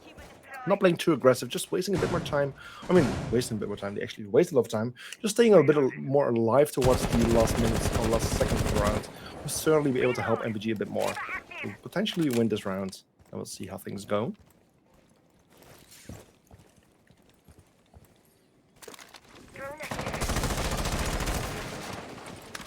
So Attack is just currently looking for the first way into the building, just trying to surround the building, looking for a weak spot in the defense of minions. Leak still currently entering from the snowmobile garage, just finding his way slowly into fireplace. He might be able to catch someone off guard if there's anyone playing in his proximity. Unfortunately for him, no one there directly. Just one floor up or a bit further towards, I believe, the bar side. That's all he's playing there. So for now, he won't find anyone, but actually Ollie already very close to the sledge. Sledge going to try and throw nades from below. This surely should be called out to Ollie. So Ollie should be very much aware of the sledge's position. I believe also Yana has accompanied the sledge. Yes, they're playing very close there. But here's Frost. Might find anyone anytime soon. Does get damaged herself a little bit as well. Almost getting pre-fired by Yana on the stair, but in the end it's Axel with a kill on Ollie. Taking out the first defensive player on the side of MVG. Also for getting in trouble and getting finished by Blame. Is a 5 versus 3 situation with 3 defenders left standing in 1 minute and 30 seconds on the clock. However, Rob gets a kill on Elazard, works things a little bit more, makes things a bit more workable for the defending team. It's now 4 versus 3 situation. There's Diana off the board. I'm not quite sure whether she still has nades in her hands. Well, at least that's one less attacker to worry about. Meanwhile, Ace also throwing his Ace charge to try to go for the breach, but I think, yes, exactly, the Mute Jammer is still intact. There's only 1 nade remaining. We could potentially make a change to that, and also 2 S charges, as long as those do not get activated or destroyed. It will be very difficult, but in the end, the Mute Jammer has been dealt with. The wall is being opened. Alex making very nice entry points towards the bombs, and even making his way inside, getting very close to the Melusi. Melusi completely being unaware of the position of the Ace and getting a kill there, leaving just Rob and Sa all left standing. Sa getting killed to Korea, Blame with a kill on Rob. It's all coming down to Sa, and in the end, it's the absolute final kill of Sa, taking out the final MG member and adding another point to minions, putting the score on 2-0.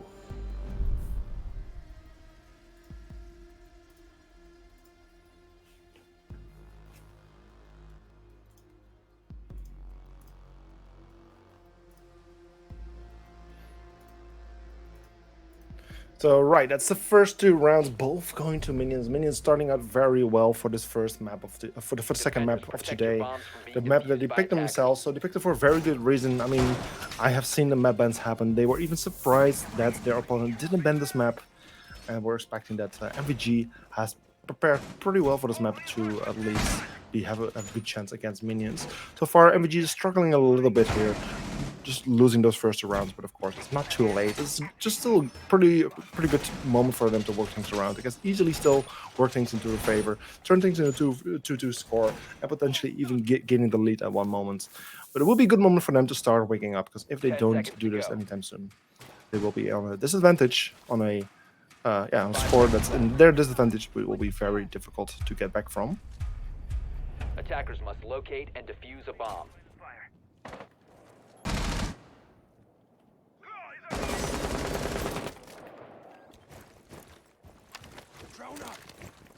So as the third round is now starting, attackers are making their way towards the building. Termite already stacking up at the main wall of the garage, of the snowmobile garage, placing his charge. There's not a single Mute Jammer or whatsoever to contest this breach. They can easily open it up. And meanwhile, Zukuria already getting a first kill there on VOD. As the Azami taking the board, the architect operator, one that you don't like to lose very early on, as the gadget of Azami kind of like recharges, gains more utility the longer you play. But as Holly gets a kill on Blame, that's the nomad of the board again. Probably didn't place too much of utility yet. Gets a second on Sa. On Elazard, after which Elazard got a kill on Sa. It's a 3 versus 3 situation, which can still go either way. two of the defenders are still playing on the bomb side with Ollie just playing offside here, getting pushed back towards the basement. No, actually no, rotating towards gaming. You could potentially throw off some of the attackers off guard, as they potentially would think he has gone back to the bomb side. But luckily, Zakaria decides to go for the drone, tries to gather some information, tries to find where Ollie is playing, but as he's not being drawn yet, this might become a misdrawn, but no, in the end, he does get checked. AGM for Ollie destroys the drone. But this way, the attacking team is completely aware of his position, might try to go for a kill here. It's still Diana playing here on the stairs, trying to shut down the Mozzie. Mozzie, I mean, he's still playing here. He's playing stock. They're trying to just lock him in, but the rotation is allowing him to fall back very easily through the stairs.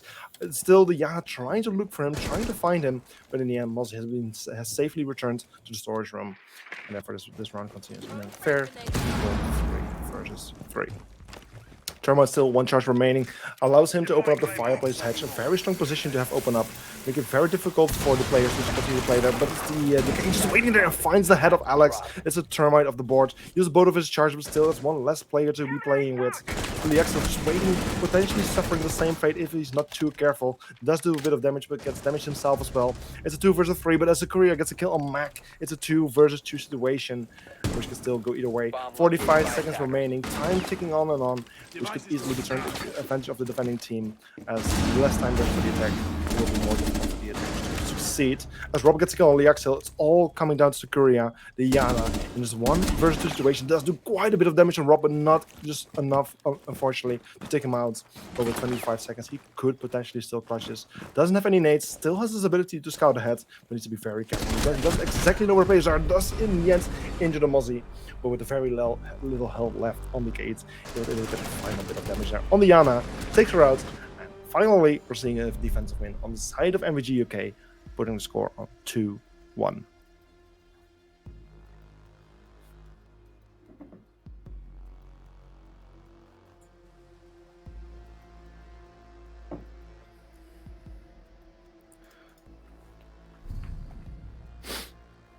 So again, a 2-1 score. Finally, MVG breaking the win streak of 2 rounds on the side of Minions. Finally being able to do a bit against that win streak and getting the first points. We'll now be heading to a bomb site that we haven't seen so far yet, which is the kitchen dining bomb site. An interesting one. It's one of the, I mean, maybe the third preferred bomb site, I would say.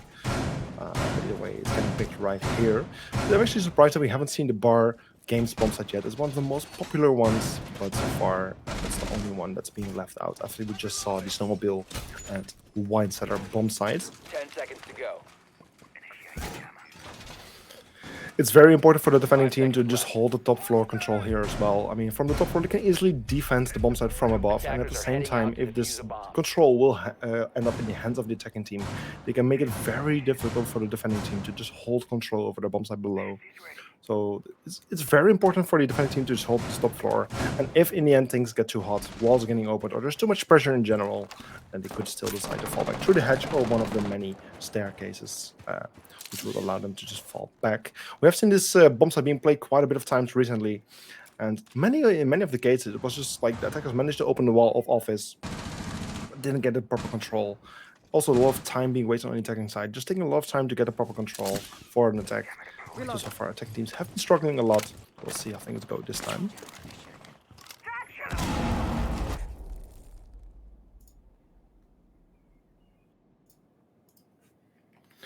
Yeah, it's kind of a standstill at the moment. I mean, attackers are still droning, just looking for information. There's already various people playing here in bar, stock, games area, just trying to just get some for a bit of control. Also, denying some of the rotates, or at least making it a bit more difficult with those track stingers of the gridlock, of course.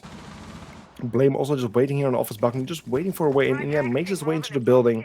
But so far, I mean, mostly the southern side of the top floor is cleared out. Just a matter of time for Termite to make his way into the building, to just try to go for the breach, to open up the wall. I'm not sure whether any bit of utility is placed yet. Double mute jammer has been placed, so he won't be able to breach it directly. But luckily, 2 of his teammates have brought those EMP impact nades, which could easily deal with those mute jammers and allow him to breach this wall. The thermite is being pre-placed. Meanwhile, Alex just relocating himself towards the fireplace from where he can go for a second breach onto the bomb site itself, while being opened upstairs, allows Blaze to have a very strong position behind his deployable shield, very strong line of sight, just denying his complete top floor already, and gets a first kill on Vod. That's the Legion taken to the board. No more no more of his stingers being placed down, which makes things very difficult. Meanwhile, Thermite probably locating himself downstairs, just waiting for someone to deal with it that has been located, and trying to go for a breach right there. We do, however, see someone on the roam. I think it's Ollie, and it's Ollie currently playing downstairs, just waiting for anyone, just trying to go for flank, and as every single defender is now falling back downstairs, the attackers will get full top control, which makes it very difficult for the defenders to defend this bomb site, as the attackers can use this in their advantage. And this way can very soon make their way into the building. In the end, it doesn't seem like Thermite has been able to open up the wall. I think some impact tricking, or potentially, no, probably KE tricking has happened, not allowing him to breach the wall of the bomb site, making it very difficult for the second team as well to get proper control. Saga gets a kill on the Axel. It's a 4 versus 4 situation, with only 15 seconds remaining. The time is just ticking on. Ollie with a kill on Elazar is just getting one big bloodbath here. Saga with a kill on Blame. 2 attacks remaining. They need to go for plant or go for the kill. Saga with another kill on Zakuria. And it's Ollie kill on Alex. One more round for the defensive side here. Great time waste. Great denying of breaching that wall onto the bomb site, which means another defensive win here. Therefore, it's now a 2-2 score, and the score has just leveled up. It's back to an even score, and it can just go either way from here. We started up with 2 rounds going to Team Blue Minions, after which 2 rounds went to MVG. The question is, to which team will the 5th round go? Attackers need to locate and defuse bombs.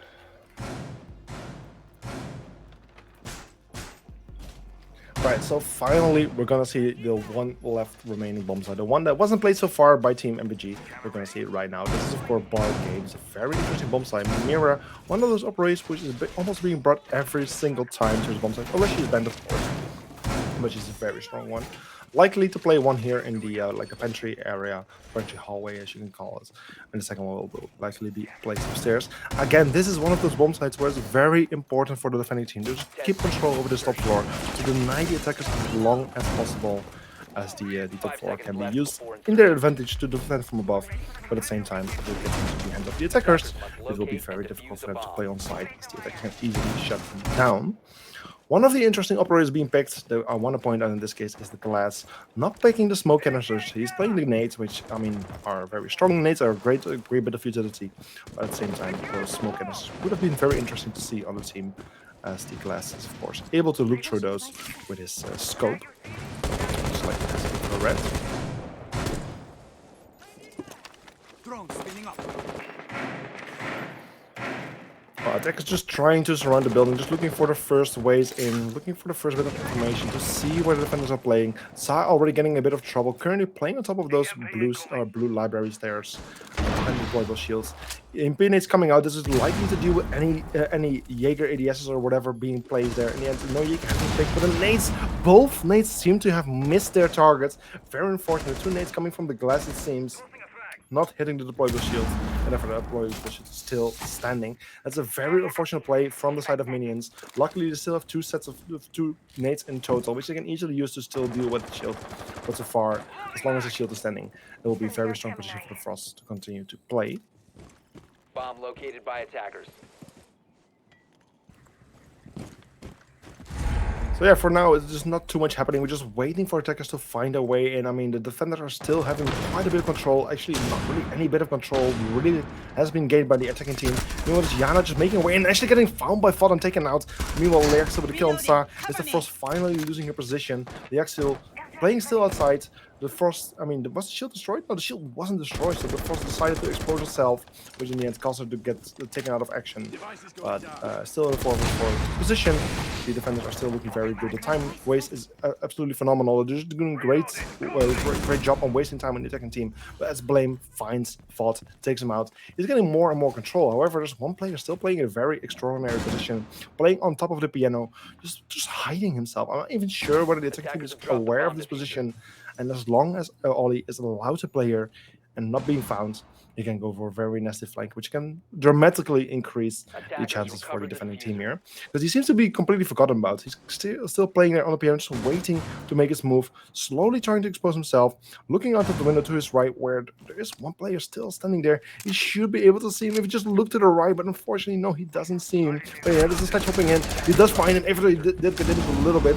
Sledge, unfortunately, not being able to take out the Warden, bringing things to 3 versus 3. Again, with such little time remaining, only 16 seconds on the clock. 15 Attackers seconds need to make the move. They're just Attackers waiting to hop recovered in. the bomb Zakuria here diffuser. on the The window. attackers' bomb That's all he gets to diffuser kill has been Alex. dropped. Blink gets to 10 kill seconds Mac. left. It's a 2 versus 2. This can really go either way. They 5 need to make the seconds move left. right now. They don't even have the diffuser in hand. It's still the moment on the way to get the diffuser. Way too late. Attackers Finds have Ollie. recovered their But as diffuser. the Mira still Operators, left you have standing. run out of time. This round will be going to the defensive team. A third round on a row for MVG UK, putting the score on through 2-3.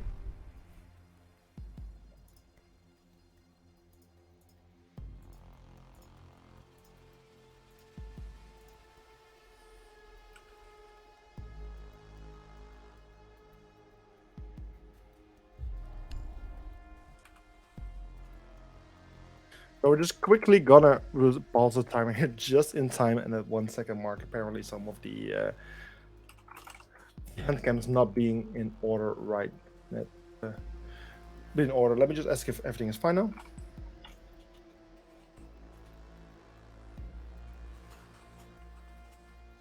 Of course, that's the disadvantage when being a solo cat, so you need to just handle so many things at the moment. But yeah, for now the timer has been paused. We're just making sure that every player is in their hand cam. Because for ESA, it's very important that all the matches are being played fair and square. Of course, Mousetrap has been put out by Ubisoft, making MK just a little bit less of a trouble. But of course, it's not fully out of the world yet. So for that reason, hand cams are still a thing. Players are being watched. We're making sure that every match is being played fairly with a controller, or at least a licensed bit of utility. A licensed bit of electronics that are allowed by both Ubisoft and PlayStation or Xbox. So therefore, it's very important that these matches are like checked. So just waiting for the go from the board here that I can continue the match. And then we can hop into the 6th round, the final round before the roll swap happens. So far, finally, MVG, who picked the first starting side, the defense, has been at least getting 3 rounds out of it. It will be up. It would be good for them to at least get 4 rounds in total out of it, making it a 2-4 score in their advantage. But even if it gets to a 3-3, it's not end of the world yet. Yes, it would be good if they can turn it into 2-4, at least get most of the rounds out of it. But for now, we're just waiting for this hand cams to be sorted.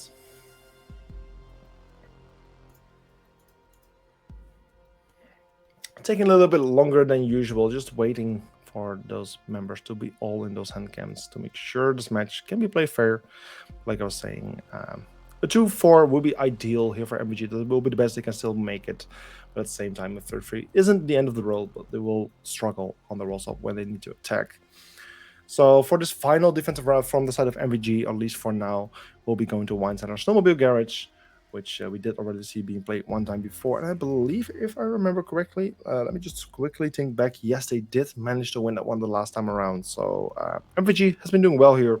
If they just do at least as well, they might just add another point to the count. But at the same time, Minions did get a little taste of this first bit of defense and might know what to do against it and how to counter it.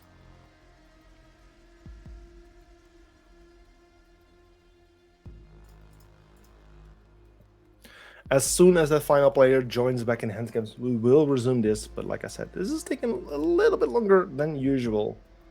So we just need to be a little bit more patient here. Gives us a bit of time to talk about Sunday, of course. Like I already pointed out before, Sunday, the 14th of May, the big grand finals of ESA, the closure of the 5th season. One of the things that we have been working towards, I've been looking forward to.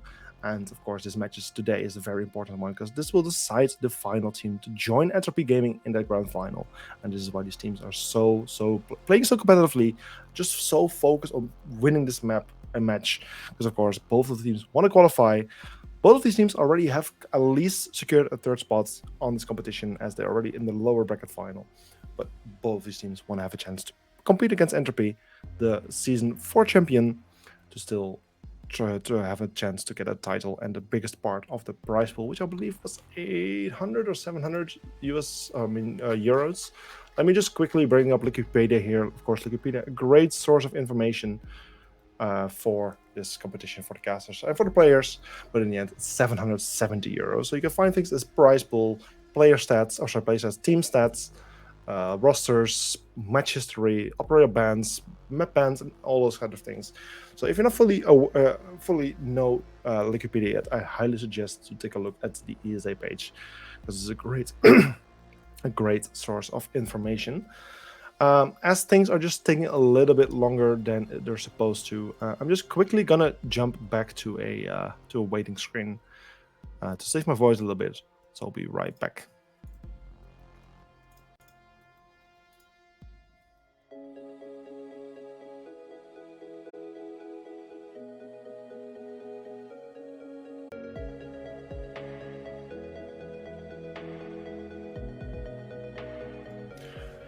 Okay, we're back. I'm still being fed information as we proceed, so I'm not 100% sure what it is, but so far, what just happened, there wasn't an issue with one of the minions players not being able to be in the hand cam. I guess I'm not even sure what was going on exactly, but as they took too long to rejoin their hand cam, they needed to forfeit one round. So that's why we're now in round 7. That's why it's 2-4 in the advantage of FVG UK.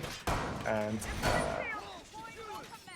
yeah, therefore it's now 2-4 score. This means that we're now on round 7. 10 seconds And before insertion. yeah, therefore we're now 5 seconds to go.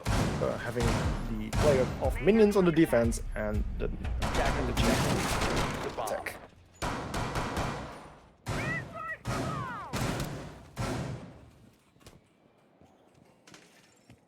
Okay, so sorry for the delay. It also will take a little bit of time to get back into the action here, as the Rios took a little bit longer than we used to. But hopefully the issues are now fully resolved and we can just continue this match fair and square. That's the most important case in this matter, of course.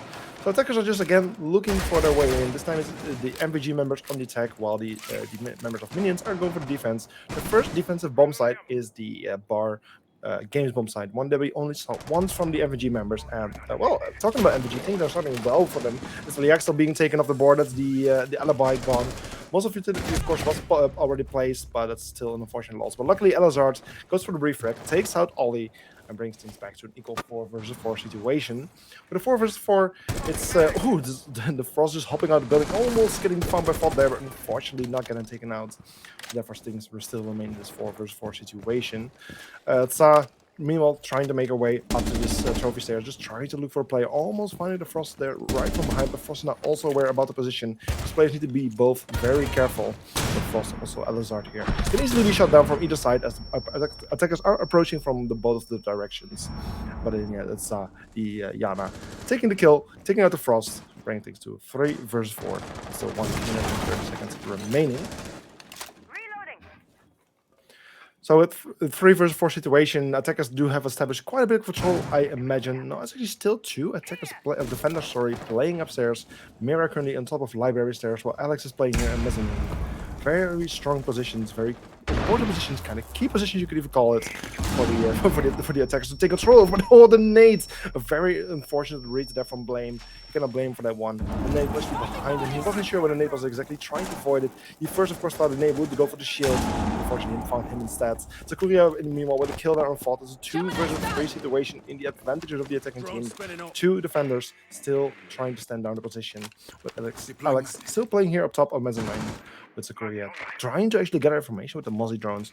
Very useful, especially up to this moment. Trying to find where those other 3 attackers are, because you're under disadvantage. That information can be key at this moment to get a little bit of an advantage there against the opponents.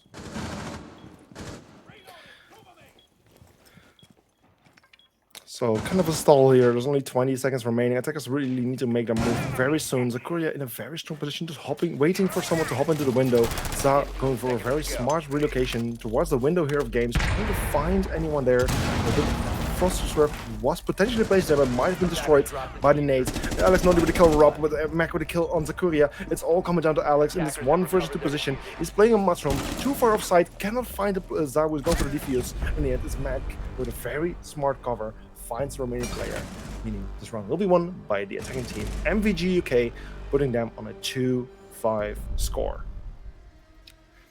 Things going very well for the MVG team so far, currently winning, I believe, 5 rounds in a row after losing the first 2. Of course, one of those rounds was a forfeited round by the members of Finians, or like a forced forfeited one, as they couldn't be in the hand cams, and that's something that the rules, of course, require of them. But still, the MVG members are doing very well after losing those first 2 rounds, fully being able to make a complete U-turn and working things towards their favor, which is bringing them in a very good position right now. Currently on track to potentially win this second map, bringing us to the third, which was gonna be, let me just quickly check the information there. The decider map for today was going to be Bank. Hey, that's an interesting one. Been a bit of time since we did those map bans, of course, but yeah, Bank, that would be the final map for today. So the members of MVG being on very good position right now, on a very good track to bring us to that final map for today. But first, they need to win 2 more rounds to do so. 5 seconds remaining. Attacker's objective is to defuse a bomb. So for the people who joined it late, the first map was casted by me and Piercing, but something we already knew beforehand. This is Piercing could only cast the first map, as of course he's US based and needs to work. It's only afternoon for him. So for that reason, it's just me, Bozomax, for the cast for the remainder of this match, even if it's going to bring us all the way to map 3. A nice solo cast, something I haven't done for a very long time, but it's something that I do very much enjoy. Meanwhile, I was actually playing here with the drones of Brava. I mean, I was a little bit distracted by my screen on the left side, where I need to check some of the things on behind the scenes. I'm not quite sure what kind of utility he just managed to hack, but this could be very, very important. I mean, Brava drone being very strong on gathering information, but also on hacking certain bits of utility. But as we're speaking, 2 attackers already lost a life. Both Za and Rob the Villain have lost their lives. One of them by a C4 from below, probably. And this brings the attacking team MVG in a very tough position. Of course, the score is very much in their advantage, so this could assist them to still give them some opportunities to lose this round and still be in a good position. But at least their momentum is being slowed down, which is a good thing for Minions, who already earned their first map points.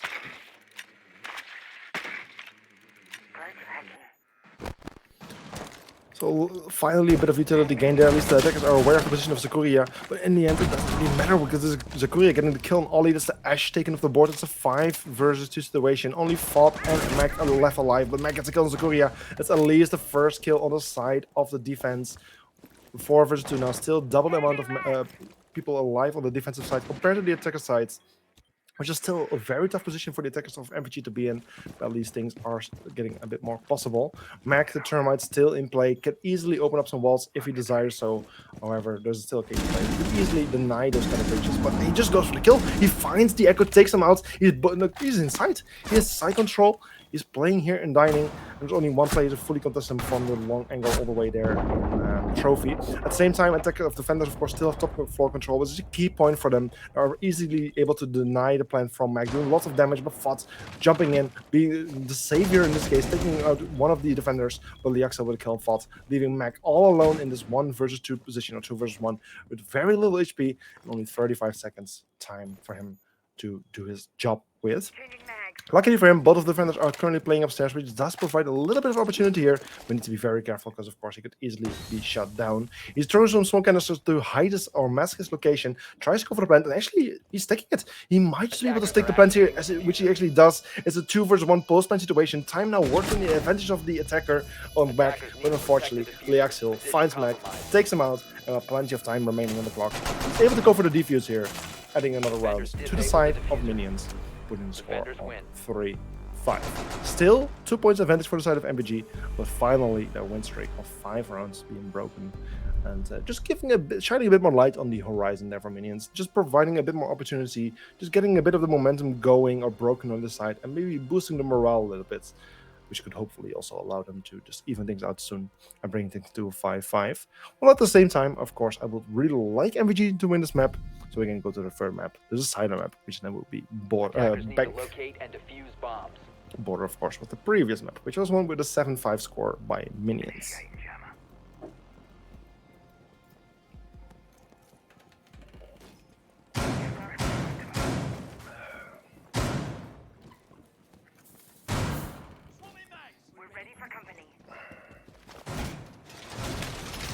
I'm gonna try to save my voice a little bit during this preparation phase. I'm just gonna look around a little bit, not pointing out too much, because I'm actually starting to struggle a lot with my voice, and I potentially still have another map to go after this, so 10 seconds to insertion. if I'm a bit more quiet, you know why.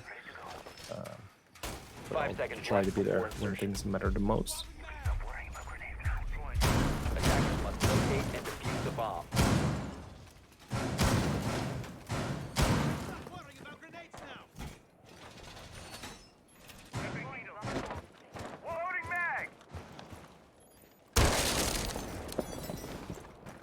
Attackers making their way towards the building. Ollie being one of the first actually go for a very, very early entry towards the building, entering through the snowmobile garage with the underbarrel shotgun, easily opening the soft garage wall, of course, and just making his way up the library stairs, being drones and gathering lots of information, which could very much allow him to get a very surprising opening kill. I'm not even sure there's anyone in this proximity at the moment. I mean, there's no one directly above him. There's no one even close to him, so he could potentially, he could even potentially push on all the way onto the kitchen dining hallway, where he could potentially find anyone very soon.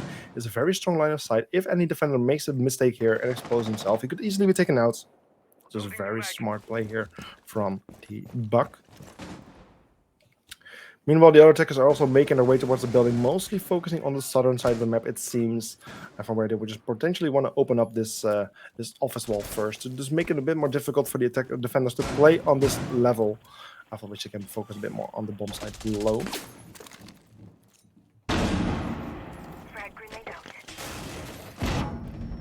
We're almost nearing that 1 minute 30-second mark. Attackers have gained most of the control on the southern side of the map, but they just want to have a bit more control over the office side, where there's of course still the Frost playing here. There's ace charge being thrown, opening up the Frost, the wall where Frost was hiding behind, making it very difficult for her to stand her ground. However, Ollie getting damaged quite a bit, potentially by the player who was playing a piano. It's very difficult for him to win any further gunfight. Before getting in trouble, and she's getting finished by Alizar. That's the first kill going to the side of minions, while Zakuria is actually being injured. There's a Legion on the floor, potentially getting revived as well. I do believe I saw a player nearby, and yes, I did. So he has been revived just now. There's a 5 versus 4 position of situation. Ollie very low on HP, but same goes for Zakuria. Either could be taken out by 1 bullet. As Rob gets a kill on Liaxov, Blame with a kill on Ollie, Alex with a kill on Sa, bringing things to a 4 versus 2 in the advantage of minions. Double the man count for them, which could surely help them to win this round, which they need, as they're still 2 points behind at this moment. Just Mac and Rob left alive, left standing in this position. Mac currently trying to put some pressure on Dining, which actually he's doing very successfully. Finds Alex, takes him out. A 3 versus 2 now, 25 seconds on the clock. Not too much time for the attacking team to work with, but they need to be very smart about the time here. Defender still playing a very long line of sight, could easily take out the defenders from this long position. And as Alizar gets taken out by the gun, and the other player gets taken out by a frost trap. This round is then going to the defending team, which is the minions, putting their score on 4-5. So only 1 point difference right now. Minions really working on the comeback, winning 2 rounds in a row right there. And if they just win 1 more, we'll be back to the 5-5 position, which we also saw in Border. And then it was Minions winning 2 more rounds from the moment and winning that first map with a 7-5 score. They could potentially do the same thing, but in order to achieve that, they need to win the upcoming 3 rounds without losing a single one.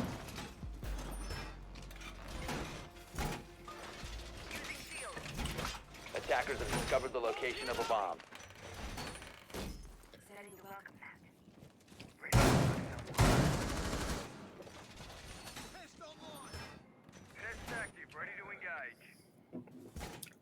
So for this, I believe it's the 4th, it's the 4th defensive round here on the side of Minions. We're going to the games bar bomb side, a very popular one. Mirror immediately being brought, very strong on this one, and also the top floor being very heavily fortified. Like I pointed out before, it's very important to hold the top floor, as it's very strong in the hands of the defenders, as they can easily defend the bomb site from above, and at the same time, the attackers, of course, can also use it very well in their advantage to make it extremely difficult for the defenders to play on site. So for either team, it's kind of a, not necessarily priority to take it or to defend it, but it's certainly gonna aid them in their to achieve their targets.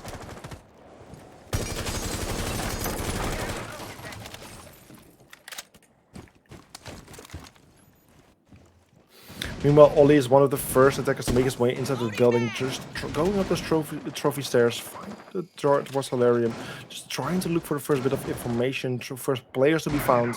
Sakuya getting damaged quite a bit, but so far the northern side, excuse me, of the map seems to be most clear. Just Mozzie playing a little bit close here. I believe he just has fallen back towards the stairs. Yes, he did. But meanwhile, it's fall with the first kill there on Sakuya. That's the first defender losing his life, the Wamai being taken off the board. It's now a 4 versus 5 position. MVG getting that opening kill, which can certainly help them to bring themselves to a 4-6 score, bringing them to the map point that they are so desperately looking for. Because of course, Hellpoint already got their first map point, so MVG can really use this advantage right here. Nade's being thrown out to deal with those Azami shieldings. Very strong bits of utility. Azami, like we say, one of the architect operators, can reshape the map to her liking. And she's been very strong. And it clearly seems to be a main focus of MVG to deal with those bits of utility. Just hide those, to destroy those places for the defenders to hide behind. Another one of those is the deployable shield, where Frost is currently being played behind. But as the EP Nade comes out, likely the shield's going to be doubled. And in a second, yes, indeed it does. I believe Nade or Eshash was the cause of that, making it much more difficult for Frost to play in this position. But at the same time, only 1 minute and 10 seconds remaining. Attackers still seem to do not have the control they desire to have. As already kill on Rob, forward kill on Blame. There's still one defender playing upstairs, I believe. No, I might be wrong. No, just Frost on the stairs, who is also now falling back. So with 54 seconds on the clock, attackers have finally established the top floor control they were so desperately looking for. This will allow them to put some quite heavy top floor pressure, making it very difficult for the defenders to play on site. Nade's also being thrown inside of the bomb site, not doing any bit of damage, unfortunately. But attackers will now soon have an opportunity they were looking for to go for an execute. However, time is ticking on. There's only 30 seconds remaining. They really need to be careful with the time. However, Vods does get a kill on the Axel, but then unfortunately, Ollie gets taken out. It's a 2 versus 3 situation right here. But Alizar getting a very difficult gunfight, but actually managed to win it out. And headshot there on Sa. The 2 versus 2. Will Minions still work things around? Will they still be able to win this round? The time is certainly working their advantage. Sledge his positions no. He tries to go for the nade, but there's no time to throw it. In the end, Alizar does get taken out. It's all coming down to Alex. A very unfortunate team kill there from Mac and fought taken out. We even did see a quad kill, but in the end, as the time runs out, the last remaining attacker can't find the mirror, which is patiently waiting in the corner. And it's a round win there for the defensive side. Minions putting the score on the equal 5-5, just like we saw on Border. And this puts us in the interesting position where the upcoming 2 rounds are going to be very decisive. Either we're going to have a winner of this map, or potentially even a winner for this match, or it will be 6-6, and then we'll be heading towards the overtime. Locate and defuse bombs.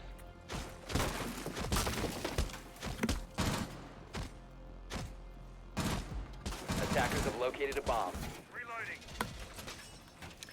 So like I said, these upcoming 2 rounds are going to be extremely interesting, as they're going to be very decisive.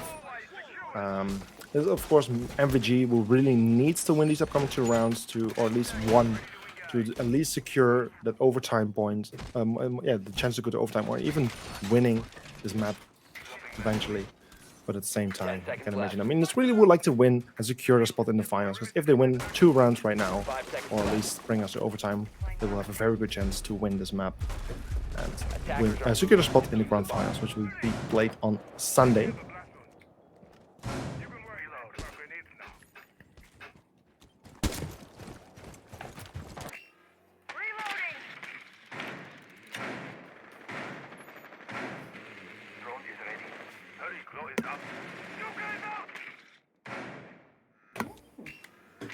So attackers are now making their way inside of the building, or at least trying to find a way in. Oli is one of those first to make his way inside of the library, just looking for a first player to find. Especially Drone of Mozzie is just driving around, gathering information towards the attackers, but in the end he managed to shoot it down and denying for any further information gathering. Mozzie Pass even gets spotted out, and even an Echo Drone lost, unfortunately, in the progress. Very unfortunate play there for the Echo, who just trying to scout for his team, but in the end he lost his utility. And Alizar with a headshot there on Ollie, and Liaxa with a kill on Vod. Just things are falling apart for MVG right here. It's a 5 versus 3 situation. and the advantage of the defending team minions. However, Mac does get a kill on Korea. It's now 4 versus 3. Attackers can still work things around. Surma Charge coming out to open up that office wall, which will give them a new line of sight and export towards the bomb site. But as Liaxel gets a kill on Mac, it's a 4 versus 2. Only 2 remaining attackers left standing in this very difficult position. Nate coming out from Diana does do a bit of damage. Unfortunately, not going to kill, but luckily then with the rifle getting a kill on Liaxel from Alizar with a kill on Rob, and Alizar with a second kill on Sa. Meaning this round is won by the defensive side with the Minions, putting the score on 6-5 map points and match points for Minions. Just one more round. That's all Minions needs to secure their final spot, the grand final spot on Sunday, while MVG UK needs to win this upcoming round to still have a chance to stop them in the process. If they win the upcoming rounds, it will be 6-6. We will be heading to overtime. There, they still have a chance, 3 rounds in total, to win 2 out of them, to win this map, after which will then head to the final map for today, which is going to be Bank. So this round, extremely important for either team. Either we're going to have a winner, or we're going to overtime. And yeah, it's really up to the members of MVG to make it happen in their favor here. Because of course, they are the underdog right now. They are behind on 1 map points. They are in the tough position. They are behind on the score. And they need to make it work if they still want to get a chance here. For this potential final round, we're heading towards Office Master Bathroom. A bomb site very favorable, I mean very popular to be played on. And it's the Minions going here for the defense. Not bringing too many of extraordinary operators in this case. Just the castle is a bit of an interesting one. Don't see him too often, but it can really slow down the attack of MVG, which can be very helpful. Meanwhile, Brava drone already being thrown directly into the building. Unfortunately, not having enough range to hack that camera after a little repositioning. Being able to hack the camera, giving a little bit more information to be gathered by the attacking team.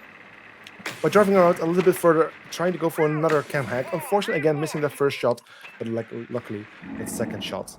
Being able to hack the camera, and therefore they now have a bit of more information to be gathered on the attacking side here. Ash ready to deny those castle barricades from the outside with a long range, of course, with a launcher. After which the Buck is able to watch through these windows, looking for some player to find. And there's Alizar just right around the corner, but no, unfortunately, no blame with the jump out. Finds Ollie. Liaxa with a kill on Vods. How is the Ash letting this happen? I believe she was staying very close, standing very close.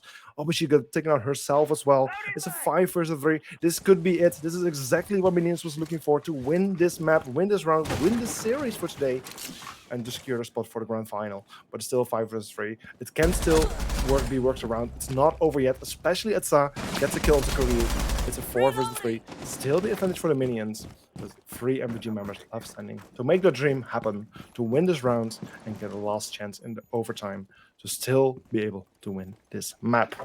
1 minute, 35 seconds. It could all be over soon, but for now, the MVG members need to regroup, find an opportunity, grab it with both hands, and still have a chance to win here.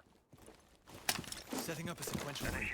Ace Charge is coming out, just breaking those walls open, just getting the new lines of sight and entry points towards the bomb site. Unfortunately, mute jammers have been placed, not allowing them to go for the breach yet, but we see a Thatcher on the board.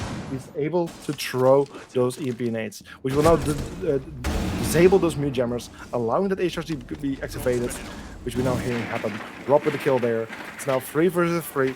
Can still go to MVG, but need to be very careful. 50 seconds on the clock. You just need to make it happen. Sa also just looking for bits of utility, which can really help the defending team, attacking team, on this moment to still win the rounds. And he had this Mac with a kill on Blame. It's a 2 versus 3. Are the attackers really gonna do it? If they win this round, we will be heading to overtime, and they will get 3 extra rounds to make it happen. Sa with a kill on Alizar. It's all coming down to Alex to win this map for them right now. But as it's a 1 versus 3, chances are getting much slimmer. With the shotgun hands on the long range, it's not too effective, but gets a kill on Sa. Throws out the C4. Will he do it? Actually, yes, he does. He gets the kill on Mac. It's all coming down to Rob. Rob, the last remaining standing attacker. Alex hiding behind the shield, having the SMG in hand. He can easily spot out the Thatcher and gets the kill. Rob with the final death on his team, and the kill right there for the Minions, putting the score on 7-5, winning the second map. Both maps, Border and Chalet, won with that 7-5 score, and therefore Minions is the winner and the champion of this map for today. Will proceed towards the grand finals, where they will play against Entropy Gaming. this Sunday.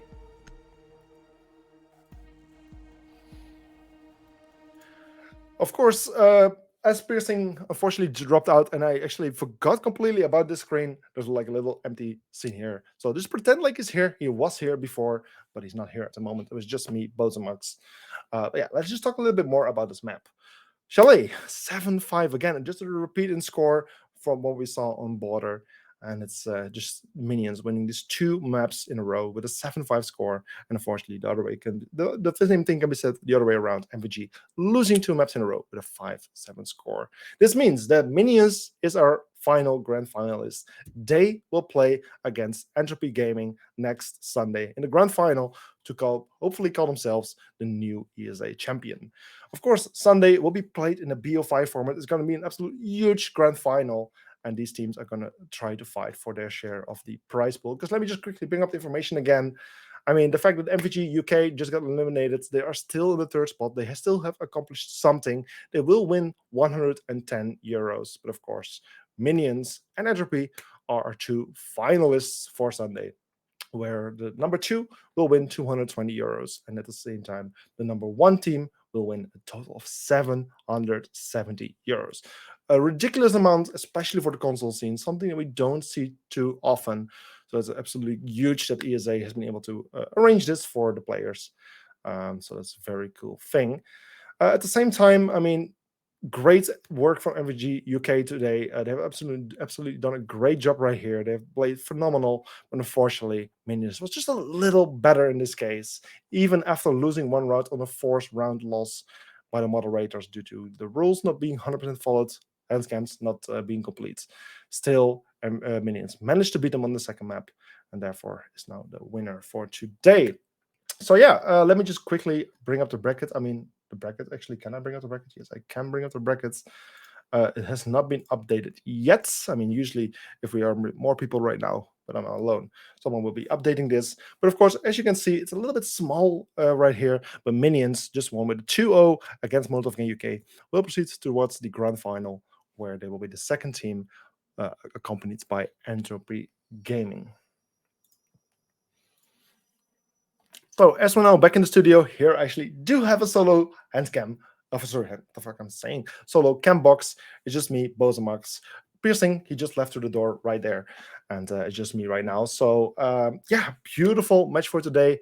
I mean, at the same time, I was kind of hoping to go through the 3rd map. I would have loved to see a bit of bank action for today. Of course, it's the lower bracket final. Would love to see all 3 maps being played and just to see very close matches. I mean, we're very close maps. 5-7 score is very close, but just not good enough to bring us to the 3rd map. Yeah, that basically is it for today. I mean, it's just me, Bosmack. Like I said earlier, I was here with Piercing. He casted with me for the 1st map of today, which was the border map. But after that, he needed to go to work. Of course, he lives in the USA, completely different time zones, only afternoon for him. So he's has like a late shift today. So therefore, he needs to go to work. And it's just me here for the remainder of this map. So for now, I would like to thank everyone for watching. Thank you, Piercing, for being here earlier with me. And also thank you for the moderators to be there on the backside of this match to handle things when things weren't, teams and players were in need of assistance. Also, thank you for being there. For now, I would like to thank all of the watchers, viewers there at home who are watching to the stream. And I hope to see you guys all next Sunday, because next Sunday, a great big match going to happen. The grand final, the closure of ESA Season 5. And it's going to happen with a big BO5 final with unlimited overtime and a huge stream to show it all, to bring it all to your screen. So make sure to be there. I hope to see you all, and I'll see you then. So for now, everyone, good evening. I'll see you guys later. Bye-bye.